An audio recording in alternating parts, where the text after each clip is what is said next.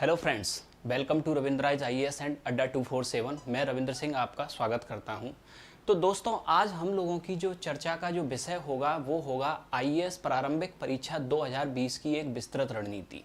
क्या होनी चाहिए रणनीति आपके इस परीक्षा की या इस प्रारंभिक परीक्षा की, जिससे कि आप इस परीक्षा को क्वालिफाई कर पाएं। अब यहाँ याद रखिएगा कि हम लोग जो यहाँ रणनीति डिस्कस करेंगे वो प्रीलिम्स को क्वालिफाई करने की करेंगे। यहाँ हमें प्रीलिम्स में टॉप नहीं करना, ठीक, क्योंकि प्रीलिम्स के कोई भी मार्क्स आपके मेंस परीक्षा में आपके शामिल नहीं किए जाते। तो हमारा जो उद्देश्य होगा वो क्या उद्देश्य होगा कि हम प्रीलिम्स को कैसे क्वालिफाई आसानी से कर सकें और मुख्य परीक्षा में शामिल हो सकें। तो सबसे पहले तो हम दोस्तों ये देखें कि ये जो आप प्रीलिम्स या ये जो आप प्रारंभिक परीक्षा आप ये जो देख रहे हैं, ये प्रारंभिक परीक्षा आपकी इसकी शुरुआत कहाँ से होती है, क्या इसका आपके रोल है, ठीक है। तो आप सभी लोगों को पता है कि अगर हम यूपीएससी के द्वारा आयोजित की जाने वाली सिविल सर्विसेज परीक्षा की अगर हम बात करें तो सिविल सर्विसेज की परीक्षा आपके ये 3 चरणों में होती है। पहला प्रीलिम्स, प्रीलिम्स क्वालिफाई करने के बाद मेंस और मेंस के बाद आपके इंटरव्यू। ये 3 चरणों में आपकी ये परीक्षा हुई।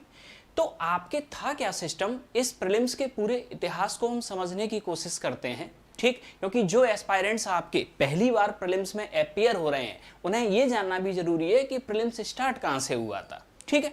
तो सिविल सर्विसेज में आपके 1978 से पहले प्रीलिम्स जैसा कोई भी एग्जाम नहीं होता था। कब से पहले? 1978 से पहले, ठीक है। 1978 के आते आते तक हुआ क्या कि भारत में जब ग्रेजुएट लोगों की संख्या बढ़ी तो यहाँ आईएएस का एग्जाम देने वाले लोगों की संख्या बढ़ी, जिससे कि मेंस में आपके नंबर ऑफ कॉपीज बढ़ी और इन नंबर ऑफ कॉपीज को चेक करने में आपके समय ज्यादा लगता था।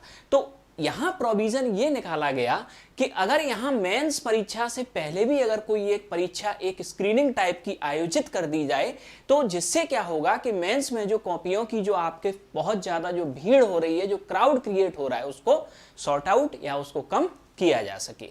तो 1978 में आपके कोठारी समिति का गठन किया गया और इस कोठारी समिति ने अनुशंसा की आईएएस की परीक्षा में आपके मेंस से पहले एक प्री परीक्षा का आयोजन किया जाए, ठीक है। कोठारी समिति का सिर्फ उद्देश्य इतना था कि प्री परीक्षा के द्वारा मेंस देने के लिए बेहतर अभ्यर्थियों को सिलेक्ट करना, ठीक।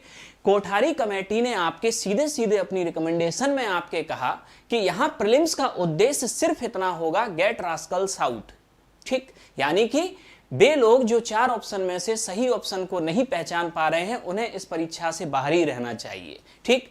और जो लोग प्री को आपके क्वालिफाई कर पाए उन्हीं को मेंस में शामिल होने का मौका दिया जाए और उन्हीं की कॉपियों का इवैल्यूएशन मेंस एग्जाम में किया जाए। तो इस उद्देश्य से आपके कोठारी समिति की रिकमेंडेशन के बाद आपके आईएएस प्रीलिम्स परीक्षा की शुरुआत होती है। अब इसके बाद में नेक्स्ट आगे अब हम लोग यहाँ देखते क्या है कि शुरुआत में आपके एक पैटर्न जो आपके आईएएस प्रीलिम्स परीक्षा का जो था आपके, इसमें आपके ये था कि एक तो जीएस का पेपर होता था और एक आपके ऑप्शनल सब्जेक्ट का पेपर होता था, ठीक है। अब ये पैटर्न आपके लगभग 2010 तक आपके चला, ठीक है। इस पैटर्न में आपके आगे आने वाले समय में समस्या क्या देखी गई कि जिन लोगों की ऑप्शनल पर मजबूत पकड़ होती थी वो जीएस पर अपनी पकड़ को कमजोर भी रखते थे, तब भी ये प्रीलिम्स को क्वालिफाई कर लेते थे, ठीक। और कुछ आपके जो ऑप्शनल है, हिस्ट्री जैसे ऑप्शनल, इनके स्टूडेंट्स का बोलबाला मेंस एग्जाम में बढ़ जाता था। अब इसके बाद आपके 2011 से आपके किया क्या गया कि यहां आपके ऑप्शनल पेपर को तो समाप्त किया गया प्रीलिम्स में और आपके ऐड किया गया CSAT, civil services aptitude test. अब सिविल सर्विसेज एप्टीट्यूड टेस्ट को भी आपके शामिल करने के साथ में आपके हुआ क्या कि एक जीएस का पेपर हुआ और एक सीसेट का पेपर हुआ।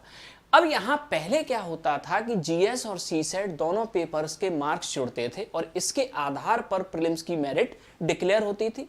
लेकिन यहां सीसेट के मार्क्स जुड़ने से होता यह था कि जो प्रोफेशनल बैकग्राउंड के जो स्टूडेंट्स थे, लाइक जो आपके इंजीनियर्स थे या जो कैट क्वालिफाइड आपके जो एमबीए करने वाले जो प्रोफेशनल स्टूडेंट्स थे, इन लोगों के लिए सीसेट इतना इजी होता था कि ये सीसेट में बहुत अच्छा स्कोर ले आते थे और जीएस में आपके 20 से 30 क्वेश्चन भी अगर ये सॉल्व कर देते थे तो ये लोग आसानी से प्रीलिम्स क्वालिफाई कर देते। और इस सीसेट का सबसे बड़ा जो नुकसान हुआ आपके, जब तक इसका स्कोर जुड़ता था, आपके जो क्षेत्रीय भाषाओं के जो उम्मीदवार थे सबसे ज्यादा उन लोगों को हुआ। फिर कालांतर में आगे चलते हुए सीसेट में जब देखा गया आपके कि ह्यूमैनिटीज सब्जेक्ट का दायरा आपके या ह्यूमैनिटीज सब्जेक्ट के लोग आपके मेंस में कम अपीयर हो पा रहे हैं या क्षेत्रीय भाषाओं के लोगों को कहीं ना कहीं सीसेट का आपके फायदा नहीं मिल पा रहा, तो यहां किया आपके ये गया कि सीसेट को आपके क्वालिफाइंग आपके बना दिया गया और सीसेट को आपके क्वालिफाइंग आपके कर दिया गया। और अब ये जो आपके प्रीलिम्स की जो आपके मेरिट थी, ये मेरिट अब आपकी बनना शुरू हुई सिर्फ किससे, जीएस के बेस पर। तो अब हम यहां देखते क्या हैं कि जीएस का जो 200 नंबर का जो पेपर होता है प्रेजेंट में, उससे प्रीलिम्स की जो मेरिट होती है वो आपके डिसाइड होती है और सीसेट आपके सिर्फ क्वालिफाइंग होता है।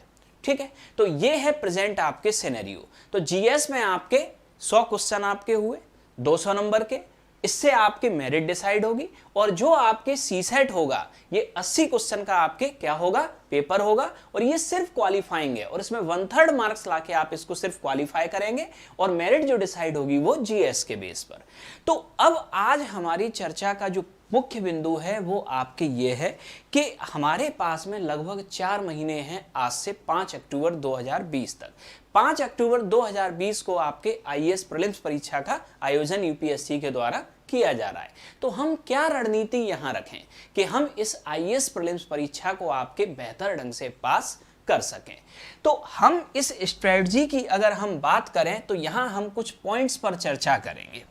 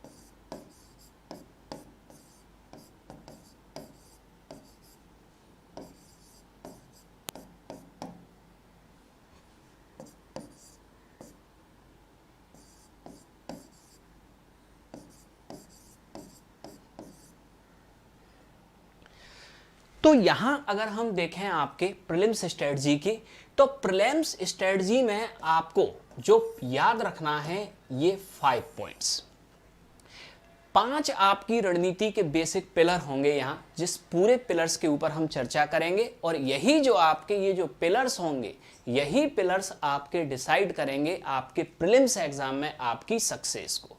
तो सबसे पहला जो आपके पिलर है हमारी स्ट्रेटजी का, क्या हमें ये अटेम्प्ट देना चाहिए या नहीं देना चाहिए, सबसे पहले तो हम यही डिसाइड कर लें। ठीक है, इसके बाद में नेक्स्ट आते हैं हम सेफ स्कोर, यानी कि आपके इस एग्जाम का जो सेफ स्कोर है वो क्या होना चाहिए या क्या नहीं होना चाहिए, या इसका जो कट ऑफ है वो क्या हो।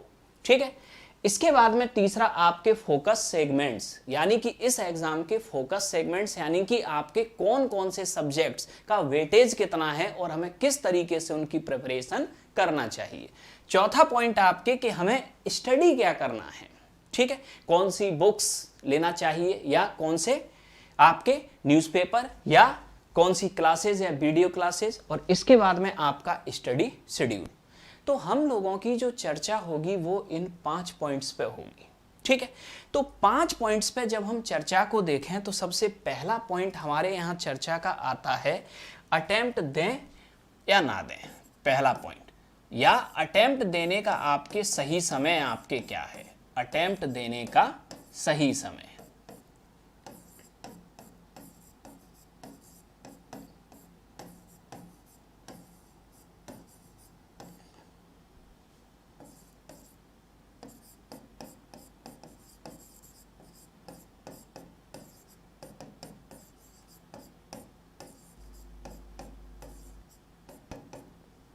तो इस पॉइंट पे अगर हम डिस्कस करें तो हमें सबसे पहले तो ये दिमाग में सोचना होगा क्या हमें ये अटेम्प्ट देना चाहिए, या दूसरा हम सबसे पहले तो ये देखें कि अटेम्प्ट देने का सही समय क्या है। तो अब यहाँ हम जनरल डिस्कशन करते हैं। सबसे पहले कुछ बेसिक चीज़ों को हम याद में रखें।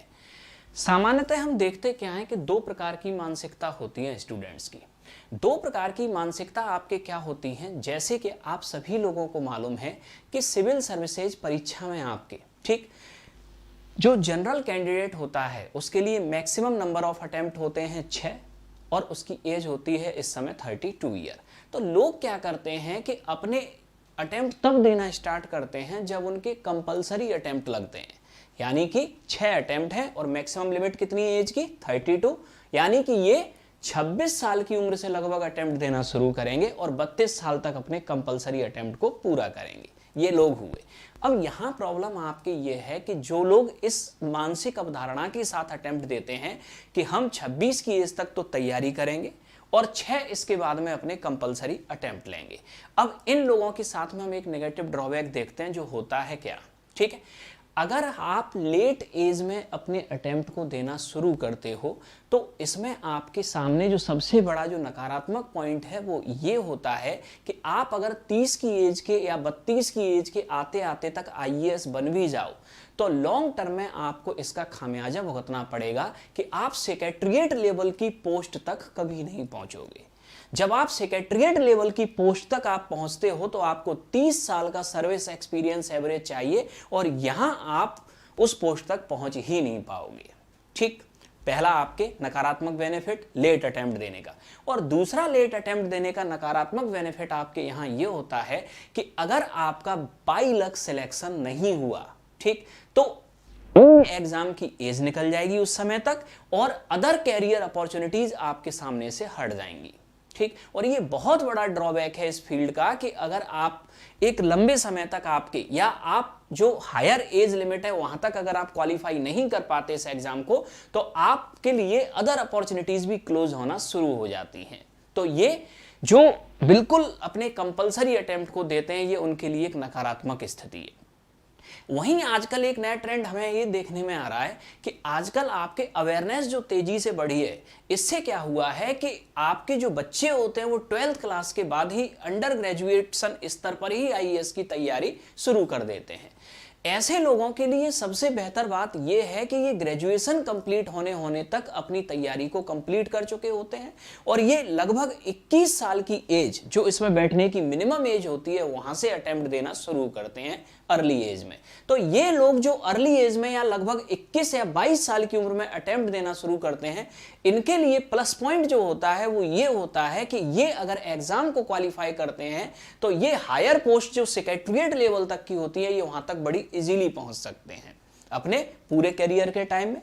ठीक है, और दूसरा ये कि अगर इनके अटेम्प्ट 26-27 साल तक खत्म हो जाते हैं और ये सिलेक्ट नहीं भी होते तो इनके सामने अदर कैरियर की अपॉर्चुनिटी खुली रहती है। तो यहां आप लोगों को ये बैलेंस करना है, ठीक है, कि आपको किस सोच के साथ अटेम्प्ट देना चाहिए। तो ये तो अटेम्प्ट देने की दो सोच हुई।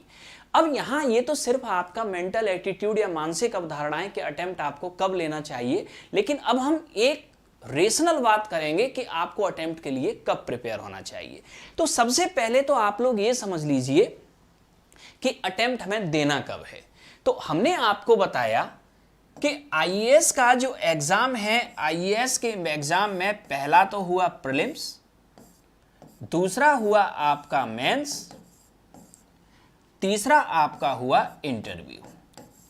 ये तीन आपके स्टेप हुए, ठीक है। और आपके ये जो तीन स्टेप हैं ये साइक्लिक हैं, ये तीनों स्टेप, यानी कि पहले प्री होगा, फिर मेंस होगा, फिर इंटरव्यू होगा। अगर यहां पूरा क्वालिफाई हो गए तो आप सिलेक्ट, अदरवाइज आप एक बार में लौट के फिर प्रीलिम्स पे आ जाओगे। अब यहां समझना, आपके प्री में आपको सिर्फ कौन से सब्जेक्ट होते हैं, जीएस एंड सीसेट। मेंस की अगर हम बात करें तो मेंस में आपके आप सभी लोगों को मालूम है जीएस एक ऑप्शनल और ऐसे, इन तीनों के तो आपके मार्क्स ऐड होते हैं। कंपलसरी हिंदी इंग्लिश जो आपके होते हैं इनके मार्क्स ऐड नहीं होते, तो इसे हम थोड़ी देर के लिए हटा देते हैं। बाकी का इंटरव्यू के मार्क्स ऐड होंगे और इस पर आपकी फाइनल मेरिट बनेगी। तो सबसे पहले अब आप लोगों को यहां ध्यान क्या रखना है कि आपको अटेम्प्ट अपना लेना कब है।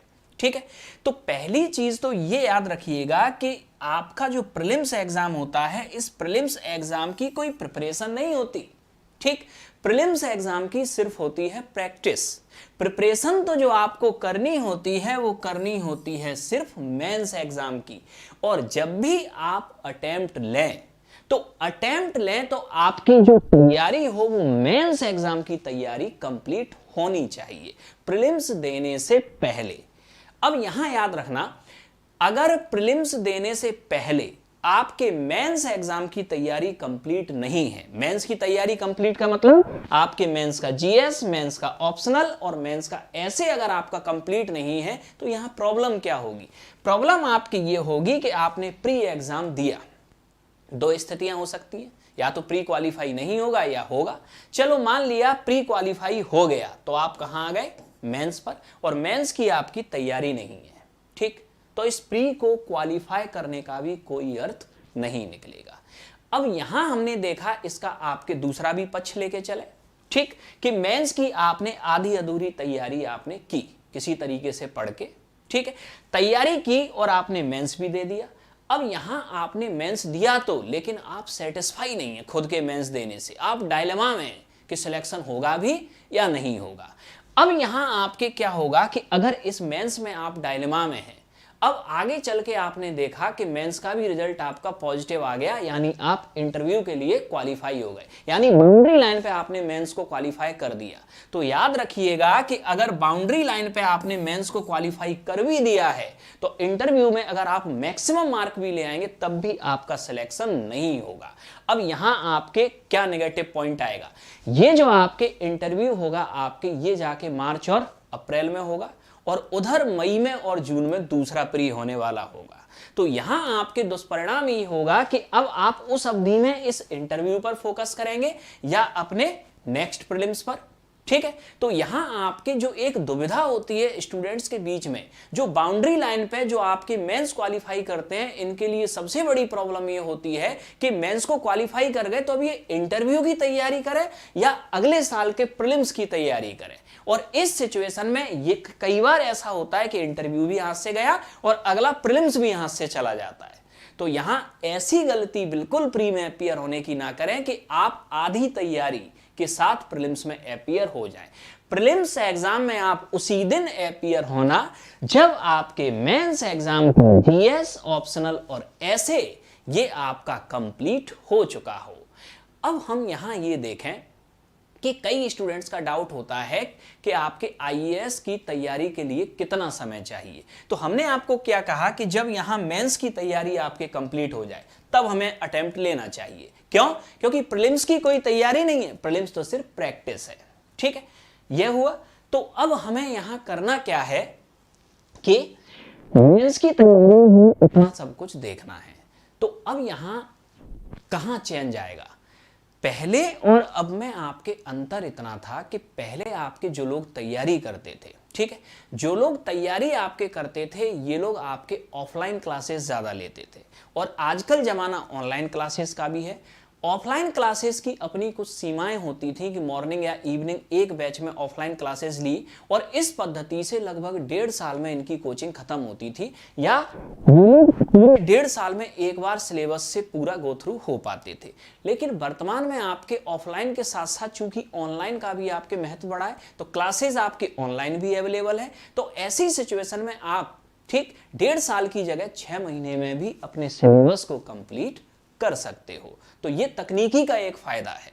ठीक है, तो अब यहां आपको अटेम्प्ट तब लेना है जब आप मेंस की पूरी तैयारी कर चुके हो, चाहे ये आपने 1 साल में कंप्लीट की हो, चाहे आपने ये 6 महीने में, चाहे आपने ये 1.5 साल में। ठीक है, एक सही समय जो आपको अटेम्प्ट देने का होता है, तैयारी स्टार्ट करना से लेके जब मेंस की तैयारी खत्म हो चुकी हो। एवरेज ये टाइम आपके 1 साल होता है। तो ये तो हमने सबसे पहले ये देखा कि हमें अपना अटेम्प्ट आपके लेना कब है। ठीक है, तो अटेम्प्ट हमें अपना कब लेना है, जब हमारी मेंस की तैयारी कंप्लीट हो चुकी हो, तब हमें लेना है अपना अटेम्प्ट। ठीक है, क्योंकि अगर हमारी मेंस की तैयारी कंप्लीट नहीं होगी, ठीक है, तो हमें क्या होगा, मेंस में हो सकता है बाउंड्री लाइन पे पास हो या ना हो, और मेंस में अगर बाउंड्री लाइन पे पास हुए तो इंटरव्यू में मैक्सिमम मार्क भी लाने के बाद फेल हो जाएंगे। ठीक, तो ये तो हमारा सबसे पहला क्वेश्चन हुआ कि अटेम्प्ट दें या ना दें। तो आप ये देख लीजिए कि आपके पास 120 दिन है। ठीक है, इन 120 दिन में आप, ठीक, मेंस और साथ में आपके प्रीलिम्स, क्या इसकी तैयारी कंप्लीट कर पा रहे हैं? अगर हां तो आप अटेम्प्ट लीजिए, अदरवाइज अटेम्प्ट लीजिए ही मत। अब आते हैं हम अपने सेकंड पॉइंट पे। तो सबसे पहला पॉइंट जो हम लोगों ने आपके देखा वो क्या देखा कि अटेम्प्ट दें या ना दें। तो अटेम्प्ट कब देना है, जब आपके कंप्लीट तैयारी हो जाए। अब इसके बाद में नेक्स्ट पॉइंट अब हम आते हैं, नेक्स्ट पॉइंट अब हम किस पे आते हैं कि जब हम प्रीलिम्स एग्जाम में आपके बैठने जाते हैं, तो अब हम एग्जाम में बैठते हैं तो हमारे दिमाग में सबसे पहले ये बात चलती है कि हम कितने क्वेश्चन अटेम्प्ट करें। ठीक है, या कितने क्वेश्चन हम सही करें, या कितने क्वेश्चन अटेम्प्ट करें जिससे कि हम कट ऑफ से ऊपर आ जाएं, क्योंकि कट ऑफ से ऊपर आएंगे तभी हमारा प्रीलिम्स क्वालिफाई होगा। आते हैं अब हम आगे। तो सेकंड पॉइंट हमारा ये है कि ये जो आपके प्रीलिम्स क्वालिफाई करने का जो सेफ स्कोर है आपके, ये क्या है? तो प्रीलिम्स क्वालिफाई करने का आपके सेफ स्कोर यानी कि सेकंड पॉइंट,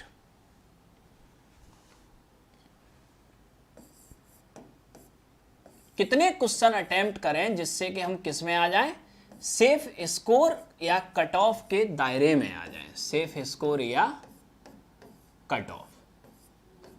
तो सबसे पहले तो इस सेफ स्कोर या कट ऑफ, इस पॉइंट को अब हम समझना है आपके कि ये जो आपके यूपीएससी आपके होती है, ये कट ऑफ आपके किस तरह से आपके प्रीलिम्स एग्जाम में डिसाइड करती है। तो इसे एक जनरल फिनोमेना से समझना।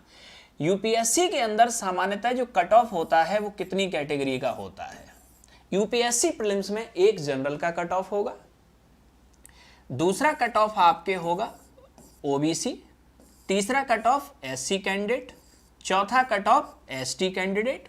ठीक है, इसके बाद में आपके physical handicapped category 1, physical handicapped category 2 और फिजिकल हैंडीकैप्ड कैटेगरी 3। ठीक है, फिजिकल हैंडीकैप्ड D1 PH1 जो कैटेगरी होती है बोन रिलेटेड डिसऑर्डर, ये याद रखिएगा, हड्डियों से संबंधित जैसे कि पैरालिसिस, इससे रिलेटेड कैटेगरी। PH2 जो आपके कैटेगरी आपके होती है ये विजुअल डिसऑर्डर, विजुअल डिसऑर्डर, और PH3 कैटेगरी जो आपकी ये होती है, ये आपके होती है हियरिंग डिसऑर्डर। ये 3 कैटेगरी आपकी हुई। ठीक है, तो हमने देखा कि यूपीएससी आपके इतनी कैटेगरीज में अपना कट ऑफ डिक्लेयर करती है। ठीक, अब यहाँ एक खास बात याद रखना कि यूपीएससी महिलाओं के लिए कोई अलग से कट ऑफ अपना डिक्लेयर नहीं करती। अब हम यहाँ आपके देखते क्या हैं, अब हम यहाँ देखते क्या हैं, तो यहाँ सबसे पहले एक हम फॉर्मूला समझें। फॉर्मूला हम यहाँ ये समझें कि मान लिया कि जो नंबर ऑफ सीट्स है, number of seats, number of seats अगर हमारी टोटल 1000 है, यानी कि 1000 लोगों को यूपीएससी को सिलेक्ट करना है, तो यूपीएससी जो प्रीलिम्स में क्वालिफाई करेगी वो 12 से 15 गुना लोगों को, 12 से 15 गुना लोगों को, यानी कि प्रीलिम्स में यूपीएससी सिलेक्ट करेगी सिर्फ 12,000 से लेके 15,000 लोगों को, इनको क्वालिफाई करेगी। अब इसके बाद में आपके यूपीएससी जो मेंस में क्वालिफाई करेगी नंबर ऑफ सीट्स का 2.5 से 3 गुना, यानी कि 2500 से लेके 3000 लोगों को। तो ये तो आपके ये सिनेरियो हुआ। अब यहां समझना आपके कि कट ऑफ आपके कैसे डिसाइड होगा। अब हमने यहां देखा कि यूपीएससी ने टोटल जो आपके कैंडिडेट लेने हैं, मान लिया टोटल कैंडिडेट यूपीएससी ने लेने हैं 15,000 प्रीलिम्स में, 15 गुना सीटें लेनी है। यूपीएससी की आपकी वॉलंटरी पावर है, वो 12,000 ले या 15,000, यूपीएससी पर कोई दबाव नहीं है। तो अब यहां आपके इन्होंने डिसाइड किया कि जनरल कैटेगरी में हमें रखने हैं कितने परसेंट, 50%। यानी कि आपके 50% का मतलब 15,000 में से जो आपके 7500 लोग होंगे वो आपके किस कैटेगरी से होंगे, जनरल से।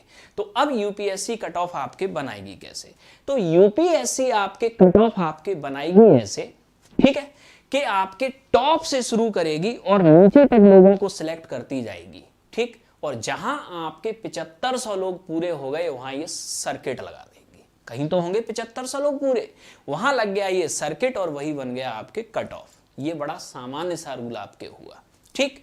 तो अब यहां आपके 7500 लोग टॉप से लेके इन्होंने सिलेक्ट किए और जहां आपके ये सर्किट लगा दिया वही आपके क्या बन गया, कट ऑफ बन गया, ठीक।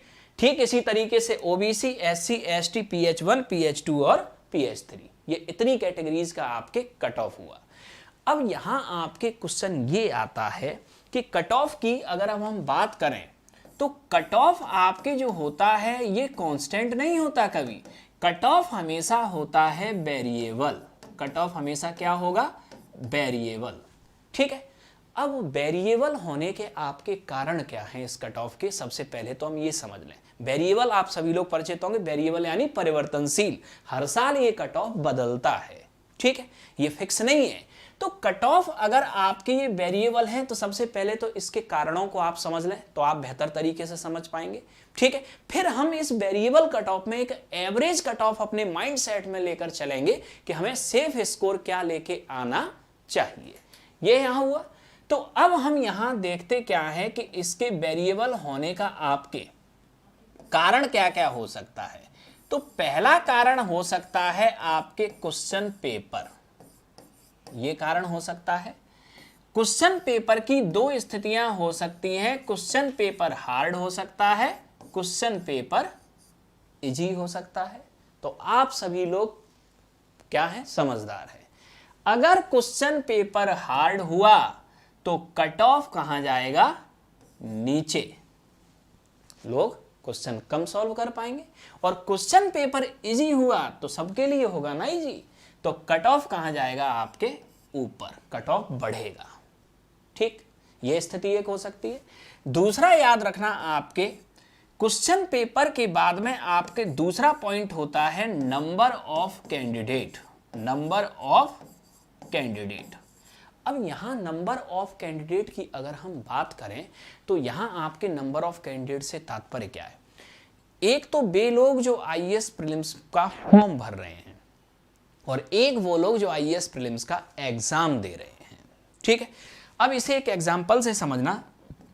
मान लिया आपके 10 लाख लोगों ने फॉर्म फिल किया, 10 लाख लोगों ने क्या भरा, फॉर्म भरा, ठीक है, और एग्जाम दिया इसमें से सिर्फ 4 लाख लोगों ने, ठीक है। 4 लाख लोग किस में अपीयर हो रहे हैं, एग्जाम में हो रहे हैं। दूसरी कंडीशन ये हो सकती है कि 10 लाख में से आपके कितने लोग अपीयर हो रहे हैं, 6 लाख लोग एग्जाम में अपीयर हो रहे हैं। तो अब यहां क्या हुआ आपके, अगर आपके एग्जाम में कैंडिडेट कम अपीयर हुए, फॉर्म भरने से कोई लेना देना नहीं, फॉर्म तो 50 लाख भर जाए तो कोई लेना देना नहीं, हमें सिर्फ लेना देना उससे कि एग्जाम में कितने अपीयर हो रहे हैं। अगर कैंडिडेट एग्जाम में कम अपीयर हो रहे हैं तो कंपटीशन कम है, कंपटीशन अगर कम है तो स्वाभाविक सी बात है कट ऑफ कम जाएगा, ठीक है। और एग्जाम में अगर ज्यादा लोग अपीयर हुए हैं तो ये कहीं ना कहीं कंपटीशन को बढ़ाएंगे, और कंपटीशन को अब आपके बढ़ाएंगे तो ये आपकी कट ऑफ को क्या करेगा, बढ़ाएगा, ठीक है। अब यहां एक महत्वपूर्ण बात आप लोगों को और बताते हैं, ठीक।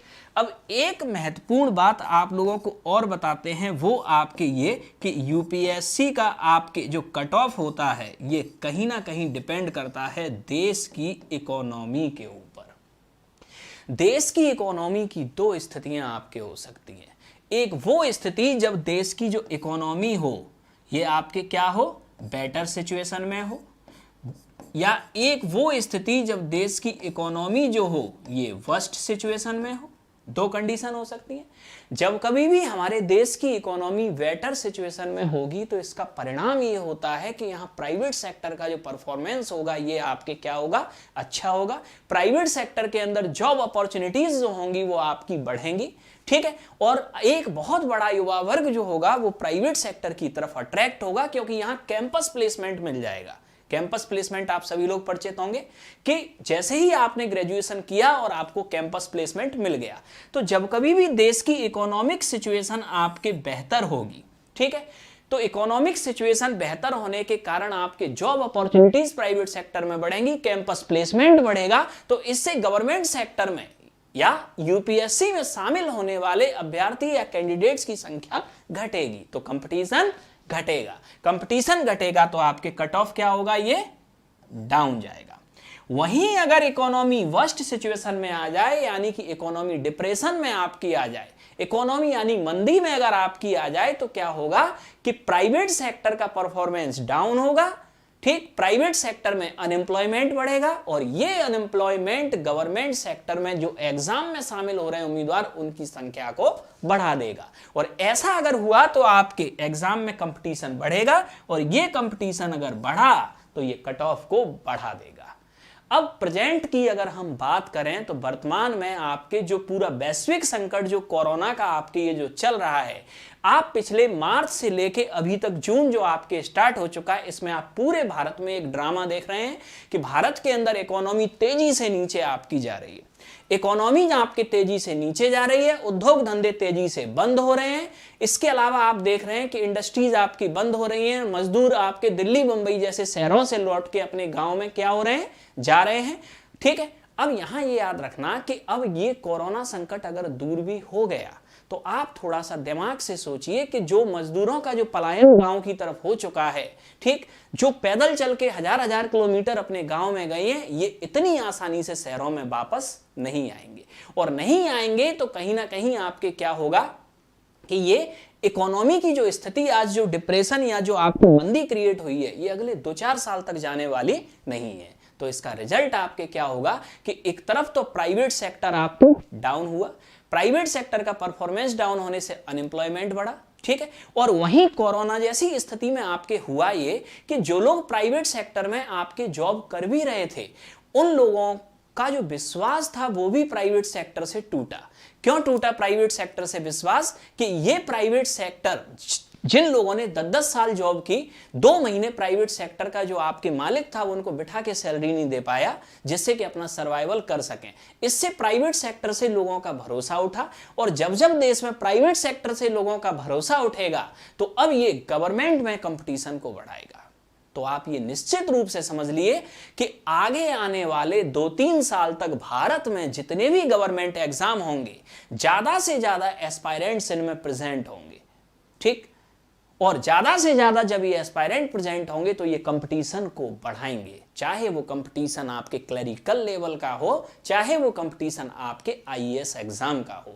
तो आप बिल्कुल मानसिक रूप से तैयार रहिए कि जो बेरोजगारों की जो ये फौज जो एक क्रिएट हुई है इस कोरोना की वजह से, ठीक, इसमें से बहुत सारे आपके लोग ऐसे होंगे जो ग्रेजुएट भी हैं, जो प्राइवेट जॉब कर रहे थे लेकिन जॉब उनकी चली गई, तो अब वो भी आपके कंपटीटर उनके एग्जाम में बैठेंगे। और ये सिचुएशन जब कंपटीशन को बढ़ाएगी तो कट ऑफ को बढ़ाएगी।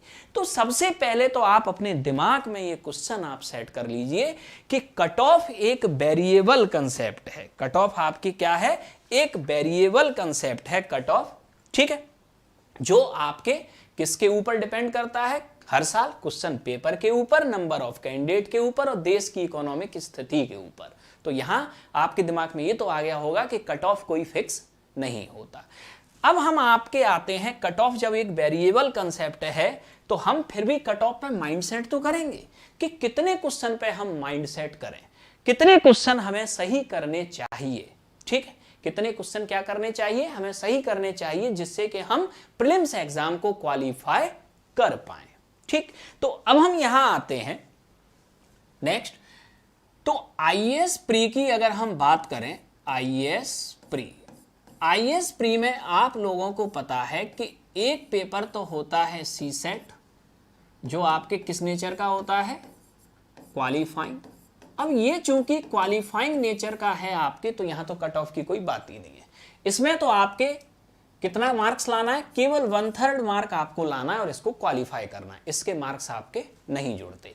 दूसरा आपके जो पेपर होता है प्रीलिम्स में वो होता है आपके जीएस। कट ऑफ जो आपके डिसाइड होती है वो आपके किससे डिसाइड होती है? इस जीएस से डिसाइड होती है।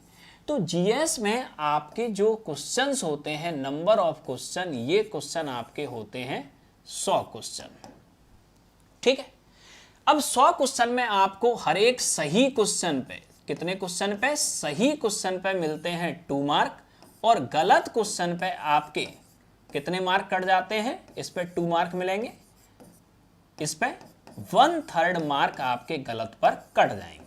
ये आपके नेगेटिव मार्किंग का आपके यहाँ क्या होगा? एक पैटर्न होगा। अब हम यहाँ अगर देखें तो 2016 से लेके, ठीक है, 2016 इसलिए इससे पहले का नेचर आपके एग्जाम का अलग था, ठीक, क्योंकि सी सेट के भी मार्क्स आपके ऐड होते थे।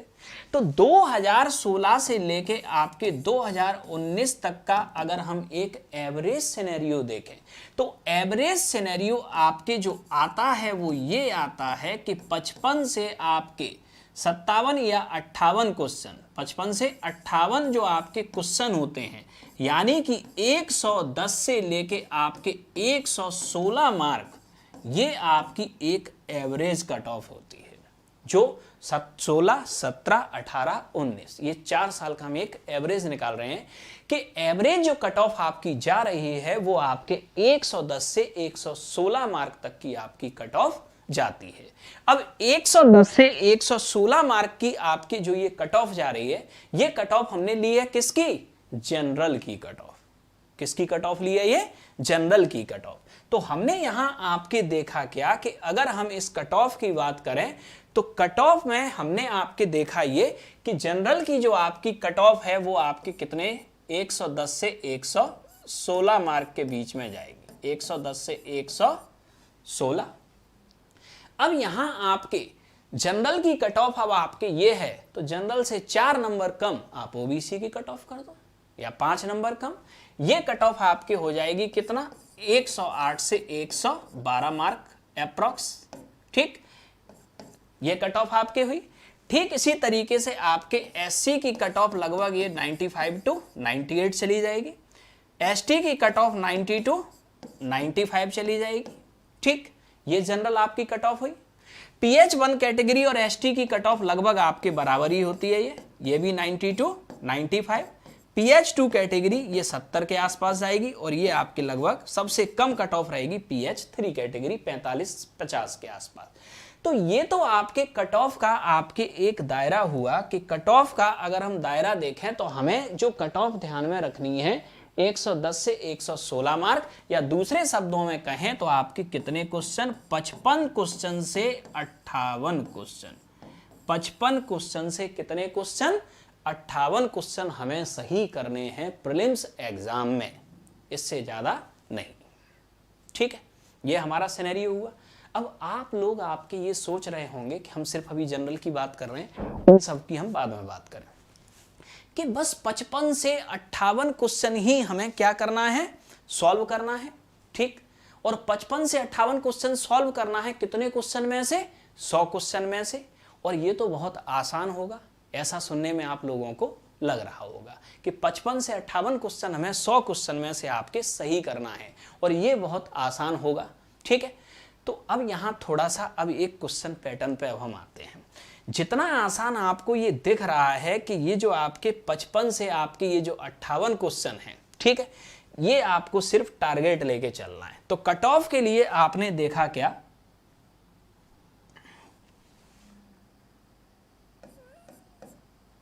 टोटल क्वेश्चन कितने हुए आपके? 100। कट ऑफ आपका कितना हुआ? 55 से 58 क्वेश्चन। पहली चीज तो अब हमें जो मेहनत करनी है वो करनी है इस 55 से 58 क्वेश्चन के लिए। अब यहां एक बात आप लोग बिल्कुल दिमाग से समझ लो, आप लोगों को तैयारी करते हुए, ठीक, चाहे 1 साल हुआ हो, चाहे 2 साल हुआ हो, चाहे आप में से कुछ लोग 1 या 2 पंचवर्षीय योजनाएं पूरी कर चुके हों, यकीन मानिएगा कि जब आप आईएएस प्रीलिम्स एग्जाम में बैठे होंगे तो आपको ये 55 से 58 क्वेश्चन भी नहीं आते होंगे। और यही सच है इस एग्जाम का। इस एग्जाम के अंदर जो क्वेश्चन होंगे ये सीधा सीधा सा 2 प्रकृति में बटेंगे। पहली प्रकृति के आपके जो क्वेश्चंस हैं, कौन से, जो आपको आते हैं, जो आपको आते हैं, ये क्वेश्चन होंगे। और जो क्वेश्चन आपको आते हैं, आप यकीन मानिए ऐसे क्वेश्चन की संख्या जो डायरेक्ट होगी वो सिर्फ 40 से 45 क्वेश्चन। 40 से 45 क्वेश्चन ही आप प्रीलिम्स में बैठोगे तो ऐसे क्वेश्चन होंगे जो आपको आएंगे, इससे आगे के क्वेश्चन आपको नहीं आते। अब इससे आगे के क्वेश्चन में अब कंफ्यूजन क्या है, तो दूसरी कैटेगरी हमने डिवाइड क्या की, जो आपको नहीं आते, जो आपको नहीं आते। अब 40 से 45 क्वेश्चन अगर आपने कर भी लिए तो 40 से 45 क्वेश्चन से क्या आपका सिलेक्शन होना है? नहीं होना, क्योंकि हमने जो एवरेज कट ऑफ देखा आपके वो 55 से 58 क्वेश्चन जा रहा है, और हमने मेहनत करके 40 से 45 कर लिए तब भी सिलेक्शन नहीं हो रहा। तो अब सिलेक्शन होगा कहाँ से? अब सिलेक्शन के लिए हमें चलना पड़ेगा इस दायरे में। अब यहाँ एक क्वेश्चन आप समझना,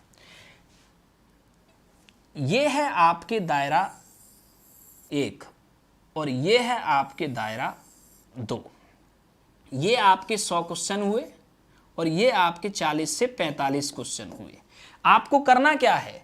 आपको करना ये है कि आपका 45 क्वेश्चन आपको आते हैं, इससे आगे के नहीं आते। तो आपको करना ये है कि इस क्वेश्चन के दायरे को किसी तरीके से अगर हम एग्जाम में बढ़ा दें, 45 क्वेश्चन के दायरे को क्या करें? बढ़ा दें। और ये दायरा बढ़ेगा कब? जब हम इसमें से क्वेश्चन को सही करेंगे। किसमें से? जो आपको नहीं आते। तो अब प्रश्न आया कि इसमें से अब हम सही करेंगे कैसे? ये तो हमें आते ही नहीं है ना, यही हुआ क्वेश्चन।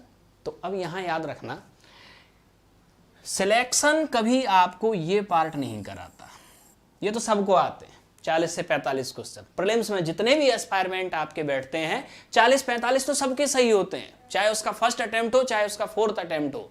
क्वेश्चन आपके ये है कि सिलेक्शन प्रीलिम्स में उसका होगा जो इसको सही करके आए, यानी कि जो क्वेश्चन आपको नहीं आ रहे हैं उसको कैसे सही करें, ये क्वेश्चन आपके हुआ।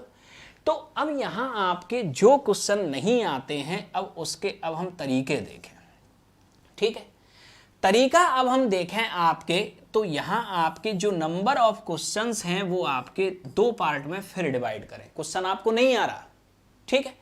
अब क्वेश्चन आपको नहीं आ रहा तो आपके पहला तरीका तो आपके ये है कि क्वेश्चन आपको करने कितने हैं? 40 से 45 हो चुके हैं और 10 से 12 क्वेश्चन और चाहिए आपको सही करने के लिए। तो पहला तरीका ये है कि तुक्का मार दो, 1/3 नेगेटिव मार्किंग ही तो है, बहुत सारे लोग करते भी हैं। तुक्का मार दो कैसे? कि आपने 40 क्वेश्चन किए तुक्के से, एक सीरीज लगा दी आपने ए ए ए ए ए, ठीक है। अब तुक्का मारने से कोई नुकसान नहीं है लेकिन कोई फायदा भी तो नहीं है। कैसे फायदा आपके नहीं है? फायदा ऐसे आपके नहीं है कि आपको 40 क्वेश्चन में से बिल्कुल नहीं आ रहे और आप प्योर तुक्का पे आप उतर आए हो, ठीक है। प्योर तुक्का पे उतर आए और 40 के 40 में से आपने क्या किया? सब पर एक ऑप्शन लगा दिया कोई। तो आपकी रूल ऑफ प्रोबेबिलिटी क्या आपके कहता है? रूल ऑफ प्रोबेबिलिटी ये कहता है कि आपके क्वेश्चन सही होने की संभावना 1/4 होगी। 40 में से 10 सही हुए, 30 गलत हो गए, लेकिन रिजल्ट क्या निकला? 30 गलत हो गए तो उनकी नेगेटिव मार्किंग कटी, वो 10 भी बराबर 0। तो यहां याद रखना कि तुक्का मारने से आपके अगर कोई नुकसान नहीं है तो कोई फायदा भी नहीं है, ठीक है। बहुत कम ही लोग ऐसे होते हैं जिनका तुक्का काम करता है। तो तुक्का एक साइंटिफिक रूल नहीं है, ठीक है। अब इस तुक्के को अगर हमें साइंटिफिक रूल में अगर हमें बदलना है, या आप चाहते हो कि ये तुक्का सही हो जाए, या आप चाहते हो कि जो क्वेश्चन आपको नहीं आते वो सही हो जाए, तो यहां साइंटिफिक रूल जो आपके होगा वो होगा रूल ऑफ एलिमिनेशन। ये आपको एग्जाम में सिलेक्ट कराएगा, रूल ऑफ एलिमिनेशन। अब रूल ऑफ एलिमिनेशन आपके है तो तुक्का लगाने की एक पद्धति, लेकिन रूल ऑफ एलिमिनेशन आपके तुक्का लगाने को भी रेशनल कर देगा। अब रेशनल आपके कैसे कर देगा? एक तरीका तो तुक्का लगाने का आपके ये हुआ कि आपने क्वेश्चन को पढ़ा, क्वेश्चन ही समझ में नहीं आया, पहला तो ये। अब क्वेश्चन समझ में आया तो ऑप्शन समझ में नहीं आए, ऐसी भी सिचुएशन आपकी हो सकती है। आईएएस एग्जाम में कुछ भी हो सकता है। तो अब हम यहाँ देखते क्या है कि आपने क्वेश्चन को तो पढ़ा लेकिन क्वेश्चन ही समझ में नहीं आया, या क्वेश्चन अगर आपके समझ में आया तो ऑप्शन समझ में नहीं आए। तो आपको अगर चारों में से एक भी ऑप्शन समझ में नहीं आ रहा है तो आप तुक्का नहीं लगाएंगे, जबरदस्ती नेगेटिव मार्किंग अपने लिए क्रिएट नहीं करेंगे। ठीक है, अब यहां आपके रूल ऑफ एलिमिनेशन क्या कहता है? रूल ऑफ एलिमिनेशन ये कहता है कि चार ऑप्शन में से आपको ये पता है कि ये दो तो नहीं है, ये दो तो नहीं है, तो जो दो आपको लग रहे हैं उन पे आप तुक्का लगा सकते हो। जैसे कि फॉर एग्जांपल हम एक जनरल एग्जांपल देखें कि क्वेश्चन आपका आया, ठीक, क्वेश्चन पूछ लिया गया आपके कि महोगनी निम्न में से किस प्लेस पे मिलती है। ये ज्योग्राफी का आपके क्वेश्चन है। अब महोगनी आपके इनमें से किस प्लेस पे मिलती है, तो महोगनी में आपके चार प्लेस आपके दे दिए गए। ठीक है, अब फॉर एग्जांपल आपके ऑप्शन ए में आपके दे दिया गया लंदन, ठीक है, ऑप्शन बी में आपके दे दिया गया आपके, ठीक, मॉस्को, ठीक, अब ऑप्शन सी में आपके दे दिया गया क्या, कॉन्गो, ठीक, यह हुआ, या ऑप्शन डी में आपके कोई और दे दिया गया। ठीक, मान लिया आपके कुछ भी XYZ हुआ। तो अब यहां क्वेश्चन आपके ये आया, आपको नहीं पता महोगनी कहां मिलती है इनमें से, तो यहां अब आपके रूल ऑफ एलिमिनेशन क्या कहता है? रूल ऑफ एलिमिनेशन ये कहता है कि ये जो महोगनी जो आपके वेजिटेशन है, ठीक, ये इक्वेटोरियल रीजन यानी कि विषुवत रेखीय प्रदेश की वेजिटेशन है। और विषुवत रेखीय प्रदेश की अगर ये वेजिटेशन है तो हमें ये नहीं पता कि इनमें से कौन सा प्लेस इक्वेटोरियल रीजन में आपकी स्थित है, लेकिन ये जरूर पता है कि इसमें से लंदन और मॉस्को ये इक्वेटोरियल रीजन में नहीं है। तो इसका मतलब ये दो ऑप्शन साइड कर दिए, अब बचे आपके पास दो। तो अब आप इन दो में से रिस्क लो तुक्का लगाने की, तो आपके क्वेश्चन के सही होने की संभावना ज्यादा होगी। तो यहां याद रखना कि 40 से 45 जो आपके क्वेश्चन है ये आप डायरेक्ट कर लोगे। इससे ज्यादा चाहे आपका फर्स्ट अटेम्प्ट हो चाहे आपका फाइनल अटेम्प्ट हो, आप इससे ज्यादा क्वेश्चन सही नहीं कर पाओगे।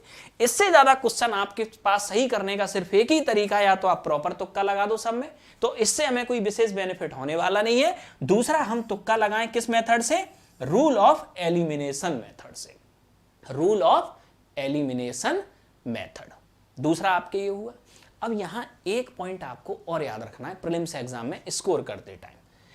आपने देखा कि जो क्वेश्चन आपको नहीं आते उसमें आपने रूल ऑफ एलिमिनेशन आपने लगाया, तो आप यकीन मानिए आपको अगर एक बेसिक नॉलेज है ना, तो ये क्वेश्चन की संख्या कितनी है? लगभग 55 से 60 क्वेश्चन है जहां आपको तुक्का लगाने की संभावनाएं बनती है। इन 55 से 60 क्वेश्चन में से रूल ऑफ एलिमिनेशन आप लगा के नेगेटिव मार्किंग भी अगर आप काट दोगे तो आप आराम से 12 से 15 क्वेश्चन को सही करने की स्थिति में आ जाओगे।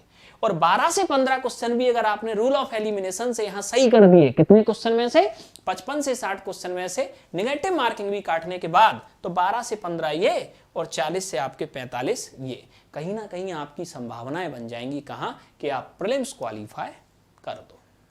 ठीक, अब यहां एक पॉइंट आपको और याद रखना है। ये तो हमने देख लिया कि यहां हम कैसे क्या कर सकते हैं। यहां एक प्रॉब्लम आपके और आती है कि जो आपको आते हैं, कई बार क्या होता है कि जो क्वेश्चन हमें आते हैं हम उनमें से भी गलत कर लेते हैं, और जब हम एग्जाम हॉल के बाहर आके देखते हैं तो हमारा वो भी क्वेश्चन आपके गलत होता है। याद रखिएगा, एग्जाम हॉल के अंदर आपसे जो क्वेश्चन गलत होते हैं ना, ठीक है, इनकी संभावना कम है क्योंकि ये तो आते ही नहीं है। गलत जो आपसे जो होते हैं वो होते हैं ये क्वेश्चन। ये क्वेश्चन आपके क्या होते हैं जो गलत होते हैं, इसके दो कारण होते हैं। दो कारण आपके क्या होते हैं? पहला कारण तो होता है आपकी जल्दबाजी, जल्दबाजी, या इसे दूसरे शब्दों में कहें आपके ह्यूमन मिस्टेक। ऐसा कोई एग्जाम नहीं है जिसमें आपने ह्यूमन मिस्टेक ना की हो और इस मिस्टेक से 2-3 क्वेश्चनों को गलत ना किया हो। ठीक, प्रॉब्लम ये क्रिएट करता है। क्वेश्चन आपके ये आया क्वेश्चन आपके क्या आया कि क्वेश्चन की अगर अब हम बात करें तो यहां ये क्वेश्चन आता है कि ये 40 से 45 जो आ रहे थे उनमें से भी हमसे क्वेश्चन जल्दबाजी में गलत हुआ। इसका कारण क्या होता है? इसका कारण ये होता है कि हमें क्वेश्चन जब आता है ना तो हम उसके चारों ऑप्शन ही नहीं पढ़ते कई बार, और यही जो आपके चारों ऑप्शन की जो आपके कहानी हुई, यही चारों ऑप्शन ना पढ़ने की वजह से हमसे क्वेश्चन गलत हो जाते हैं। इसी को हम ह्यूमन मिस्टेक कहते हैं। ठीक है, तो यहां तो हमें क्या करना है कि जो हमें आते हैं उनमें हमें ना तो जल्दबाजी करना है ना ह्यूमन मिस्टेक करना है, प्रॉपर टाइम लेना है। 100 क्वेश्चन है, 120 मिनट में हमें सॉल्व करना है, तो 1 मिनट से ज़्यादा का टाइम तो आपको मिल ही रहा है ना एक क्वेश्चन में, तो प्रॉपर टाइम दीजिए ना आप 1 मिनट का, और 1 मिनट में प्रॉपर पढ़ने के बाद आप उस क्वेश्चन को कीजिए। पहला ये हुआ। अब दूसरा समझना है यहाँ। अब यहाँ याद रखना, जो क्वेश्चन आपको नहीं आते इसमें एक पॉइंट और होता है, एक पॉइंट और काम करता है। ये पॉइंट क्या करता है कि आपके अंदर दो माइंड होते हैं मनुष्य के अंदर, एक कॉन्शियस माइंड और एक सबकॉन्शियस माइंड। ठीक है, कॉन्शियस माइंड में आपकी जो इंफॉर्मेशन होती है उससे कई गुना ज़्यादा इंफॉर्मेशन होती है आपके सबकॉन्शियस माइंड में। अब यहाँ होता क्या है कि जब आप किसी भी एग्जाम में आप बैठते हैं ना, तो कोई क्वेश्चन या कोई टॉपिक आपने 10 साल पहले पढ़ा था, अचानक से आप पेपर में देखते हो और आपको याद आ जाता है। यानी कि वहां आपके कॉन्शियस माइंड ने काम नहीं किया, वहां आपके सब कॉन्शियस माइंड ने काम कर दिया। जो चीज आपने 10वीं क्लास में अपने स्कूल में सुनी होगी, अचानक से पेपर देख के आपको रिकॉल हो गई। ठीक है, तो यहां आपके इन क्वेश्चन में आपके क्या होगा, यहां सब कॉन्शियस माइंड काम करता है। अब यहां ये सब कॉन्शियस माइंड काम करता है, तो यहां एक पॉइंट और याद रखना, जब भी आप कई क्वेश्चंस देखते हो, कई क्वेश्चंस में अचानक से आपको लगता है कि नहीं इसका ए ऑप्शन सही है। ठीक है, ये आपके सबकॉन्शियस माइंड ने आपको बोल दिया कि इसका ए ऑप्शन सही है। अब आप उसे फिर और ज्यादा सोचना शुरू करते हो, तो फिर आपको लगता है नहीं ये नहीं, बी ऑप्शन सही है। तो आपके सामने कई क्वेश्चन ऐसे होते हैं, ठीक है, जो आपको आ तो नहीं रहे, लेकिन आपके माइंड ने कहा कि नहीं ये होगा, तो यकीन मानिए आप उसी को आंसर लगाइए। ठीक, क्योंकि सबकॉन्शियस माइंड आपके जो वर्क करेगा वो बिल्कुल सही होगा, और जैसे ही आप एक्स्ट्रा सोचना शुरू कर देंगे वो आपका गलत होना है। फिर आप एग्जाम हॉल से बाहर आके कहोगे यार पहले यही लगा रहे थे, बी लगा दिया।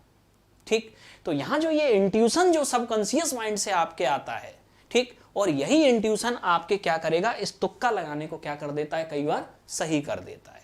ठीक है, तो यहां आपको याद क्या रखना है कि जो क्वेश्चन नहीं आते उनमें तुक्का लगाना है, लेकिन किस मेथड पे, रूल ऑफ एलिमिनेशन मेथड पे, या फिर आपका इंट्यूशन जो सबकॉन्शियस माइंड का कह रहा है कि ये क्वेश्चन सही हो सकता है, तब आप वहां वर्क कीजिए। ठीक है, अब ये सारी मेथड आपको इसलिए बता रहे हैं कि न तो आपके सामने ऐसा कोई टीचर है, ना ही ऐसी कोई कोचिंग है, और ना ही ऐसी कोई बुक्स है जो आपको प्रीलिम्स में से 100 क्वेश्चन करा दे।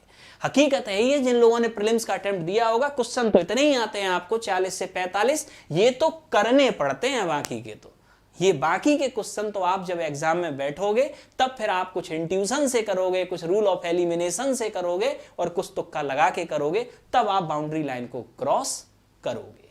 ठीक, ऐसा कोई भी एस्पायरेंट नहीं है जिसे 100% क्वेश्चंस आते हो। अब दूसरा यहां याद रखना कि कई बार आपके लोग सोचते हैं कि हम कितने क्वेश्चंस करें, तो कितने क्वेश्चंस करें, तो यहां आप याद रखना कि 40 से 45 तो आपके ये नॉर्मल हो गए। ठीक है, अब ऐसा तो है नहीं कि 55 से 58 क्वेश्चन आपके 55 से 58 क्वेश्चन कट ऑफ है तो आप इतने ही क्वेश्चन करेंगे। क्यों? क्योंकि ऐसा हो ही नहीं सकता आपने 55 क्वेश्चन किए और 55 सही हो, कुछ गलत भी तो हो सकते हैं। ठीक है, तो क्वेश्चन करने का आपको जो एक एवरेज रखना है, वो आपको रखना क्या है, पूरे पेपर में आपके 10 क्वेश्चन से 12 क्वेश्चन ऐसे होते हैं जहां आपका दिमाग काम ही नहीं कर रहा, यानी जिनमें ना तो क्वेश्चन समझ में आ रहा है और ना ही जिनमें आंसर समझ में आ रहा है। तो ऐसे 10 क्वेश्चन या 12 क्वेश्चन को आप छोड़ दो, बाकी का 88 से 90 क्वेश्चन आप बिल्कुल सॉल्व करो। उनमें से जो आपको आते हैं वो भी होंगे, उनमें से रूल ऑफ एलिमिनेशन भी होगा, उनमें से इंट्यूशन जो आपके सबकॉन्शियस माइंड ने बोला है वो भी होगा, और हो सकता है तुक्का हो, मान लिया गलत भी हो गए, तब आप ले दे के नेगेटिव मार्किंग काटने के बाद आप इस रेंज पे पहुंच जाएंगे कि आप 55 से 58 क्वेश्चन सही कर सकें। तो 55 से 58 क्वेश्चन सही करने के लिए आपको जो number of question average attempt करने हैं वो 80 to 90, लेकिन 80 to 90 आपके तब, ऐसा नहीं कि आपको मान लिया कि 60 पहले ही सही आ रहे हैं, ऐसा हो सकता है, तो जबरदस्ती 80 to 90 करने की जरूरत नहीं है। अगर सिचुएशन ये है कि 40 से 45 क्वेश्चन जो एक एवरेज स्टूडेंट को आते हैं उतने आ रहे हैं, तो आप अपने तुक्का, रूल ऑफ एलिमिनेशन और इंट्यूशन के आधार पर क्वेश्चंस को यहां तक पहुंचाओ, तब नेगेटिव मार्किंग काटने के बाद आप लगभग 55 से 58 क्वेश्चन की रेंज तक आओगे। तो ये है आपके दूसरा मेथड, आपके कौन सा, कि सेफ स्कोर या आपके कट ऑफ में हमें क्या रखना चाहिए, यानी कि क्या करना चाहिए। तो आपने दूसरा मेथड क्या देखा कि सेफ स्कोर है 55 से 58, और ये आएगा कैसे। अब आते हैं हम अपने तीसरे पॉइंट पे। तो पहला पॉइंट जो आपने देखा कि हम अपनी स्ट्रेटजी में आपके जो डिस्कस कर रहे हैं, ठीक है, वो डिस्कस आपके क्या कर रहे थे, अटेम्प्ट दें या ना दें। तो ये आपने डिसाइड कर लिया कि देना है और कैसे या किस आधार पे देना है। दूसरा पॉइंट हमने डिस्कस किया सेफ स्कोर या कट ऑफ क्या होगा। अब तीसरा पॉइंट आते हैं हम फोकस सेगमेंट। प्रीलिम्स एग्जाम में क्वेश्चन कहां से आते हैं, किन सेगमेंट्स पर हम फोकस करें, ठीक है, फोकस सेगमेंट। इसके बाद प्रीलिम्स के लिए हमें स्टडी क्या करना है और हमारा शेड्यूल क्या होना चाहिए, यहां आएंगे। तो समझते हैं आपकी तीसरा पॉइंट हमारा फोकस सेगमेंट पे आया।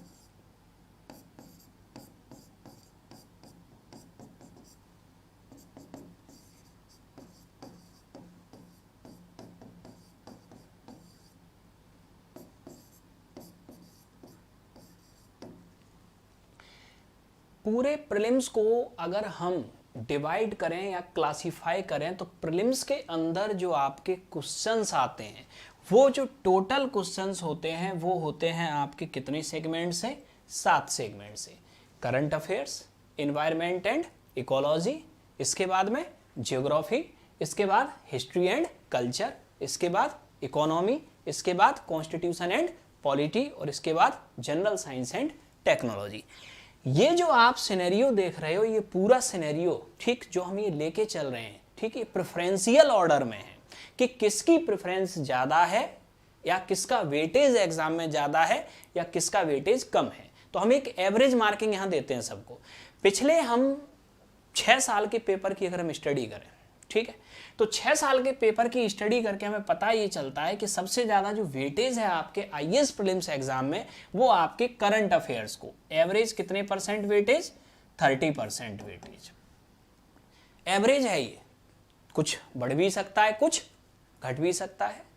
यानी कि करंट अफेयर से पूछे जाने वाले क्वेश्चंस की जो संभावनाएं हैं वो सबसे ज़्यादा हैं।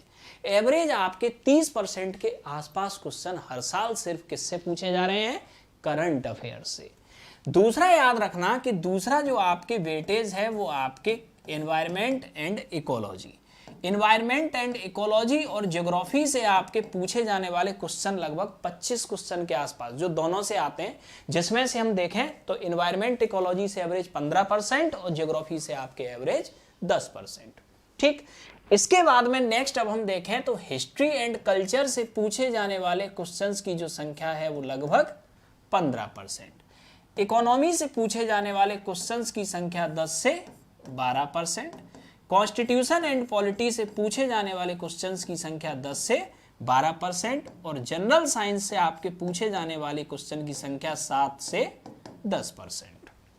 एंड टेक्नोलॉजी, तो हमने यहाँ आपके देखा क्या कि पेपर में जो सबसे ज़्यादा जो वेटेज है वो आपके किसका है प्रीलिम्स में, करंट अफेयर्स। इसके बाद आपके दूसरा वेटेज है एनवायरनमेंट एंड इकोलॉजी, तीसरा वेटेज है आपके ज्योग्राफी, चौथा हिस्ट्री एंड कल्चर, पांचवा इकोनॉमी, छठवा कॉन्स्टिट्यूशन एंड पॉलिटी और इसके बाद जनरल साइंस एंड टेक्नोलॉजी। तो यूपीएससी परीक्षा की अगर हम बात करें तो यहाँ आपके सबसे ज़्यादा वेटेज आपके करंट अफेयर्स का पिछले कई सालों से आपके देखा जा रहा है।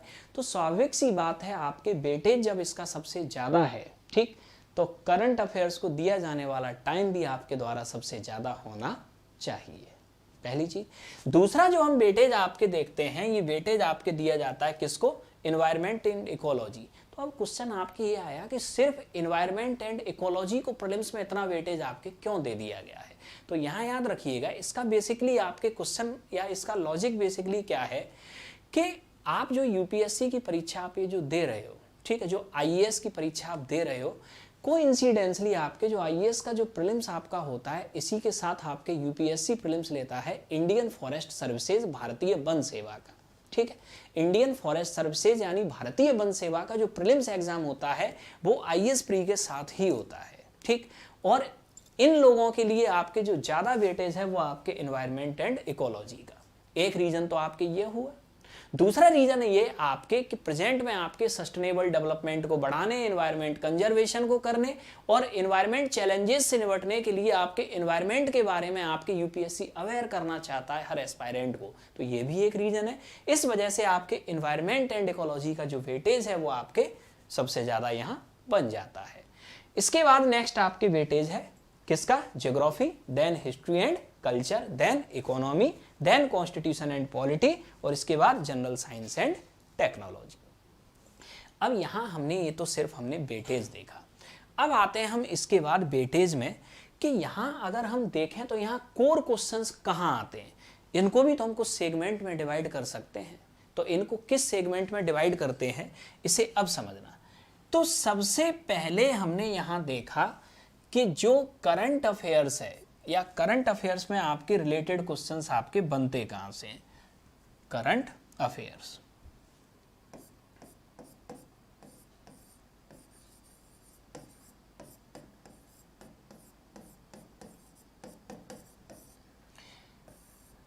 करंट अफेयर की अगर हम बात करें, ठीक है, तो करंट अफेयर आपके दो क्वेश्चन बनते हैं, ठीक। पहला तो आपके जो करंट अफेयर जो पूछा जाता है ये सिर्फ और सिर्फ 1 साल का, 1 से सवा साल का एवरेज यही करंट पूछा जाता है, इससे ज़्यादा का नहीं पूछा जाता। अब 1 साल के अंदर का आपकी जो करंट है उसमें आपके पहली कैटेगरी तो ये हुआ इंडिया और दूसरी कैटेगरी हो गया आपके वर्ल्ड। 2 प्रकार का करंट अफेयर हो सकता है, ठीक है। इंडिया में आपके जो करंट अफेयर आपको जो जनरल पूछा जाना है वो आपको सिर्फ याद रखना है इम्पोर्टेंट न्यूज़, इम्पोर्टेंट न्यूज़। अब इम्पोर्टेंट न्यूज़ से आपके तात्पर्य क्या है, ये स्पोर्ट्स से भी रिलेटेड हो सकती है, अवार्ड से भी रिलेटेड हो सकती है, ठीक है, आर्मी एक्सरसाइज से भी रिलेटेड हो सकती है, किसी समिट से रिलेटेड हो सकती है, या तो क्वेश्चन यहाँ से निकल के आता है। वर्ल्ड में आपके जो करंट अफेयर आपको याद रखना है इसको हम फिर 2 प्रकार में बांटते हैं, ठीक है। अब यहाँ कौन सा 2 प्रकार में, वो न्यूज, कौन सी न्यूज, वो न्यूज जिसका महत्व या इंपॉर्टेंस पूरे वर्ल्ड के लिए हो, पूरे वर्ल्ड के लिए हो, वर्ल्ड के लिए हो।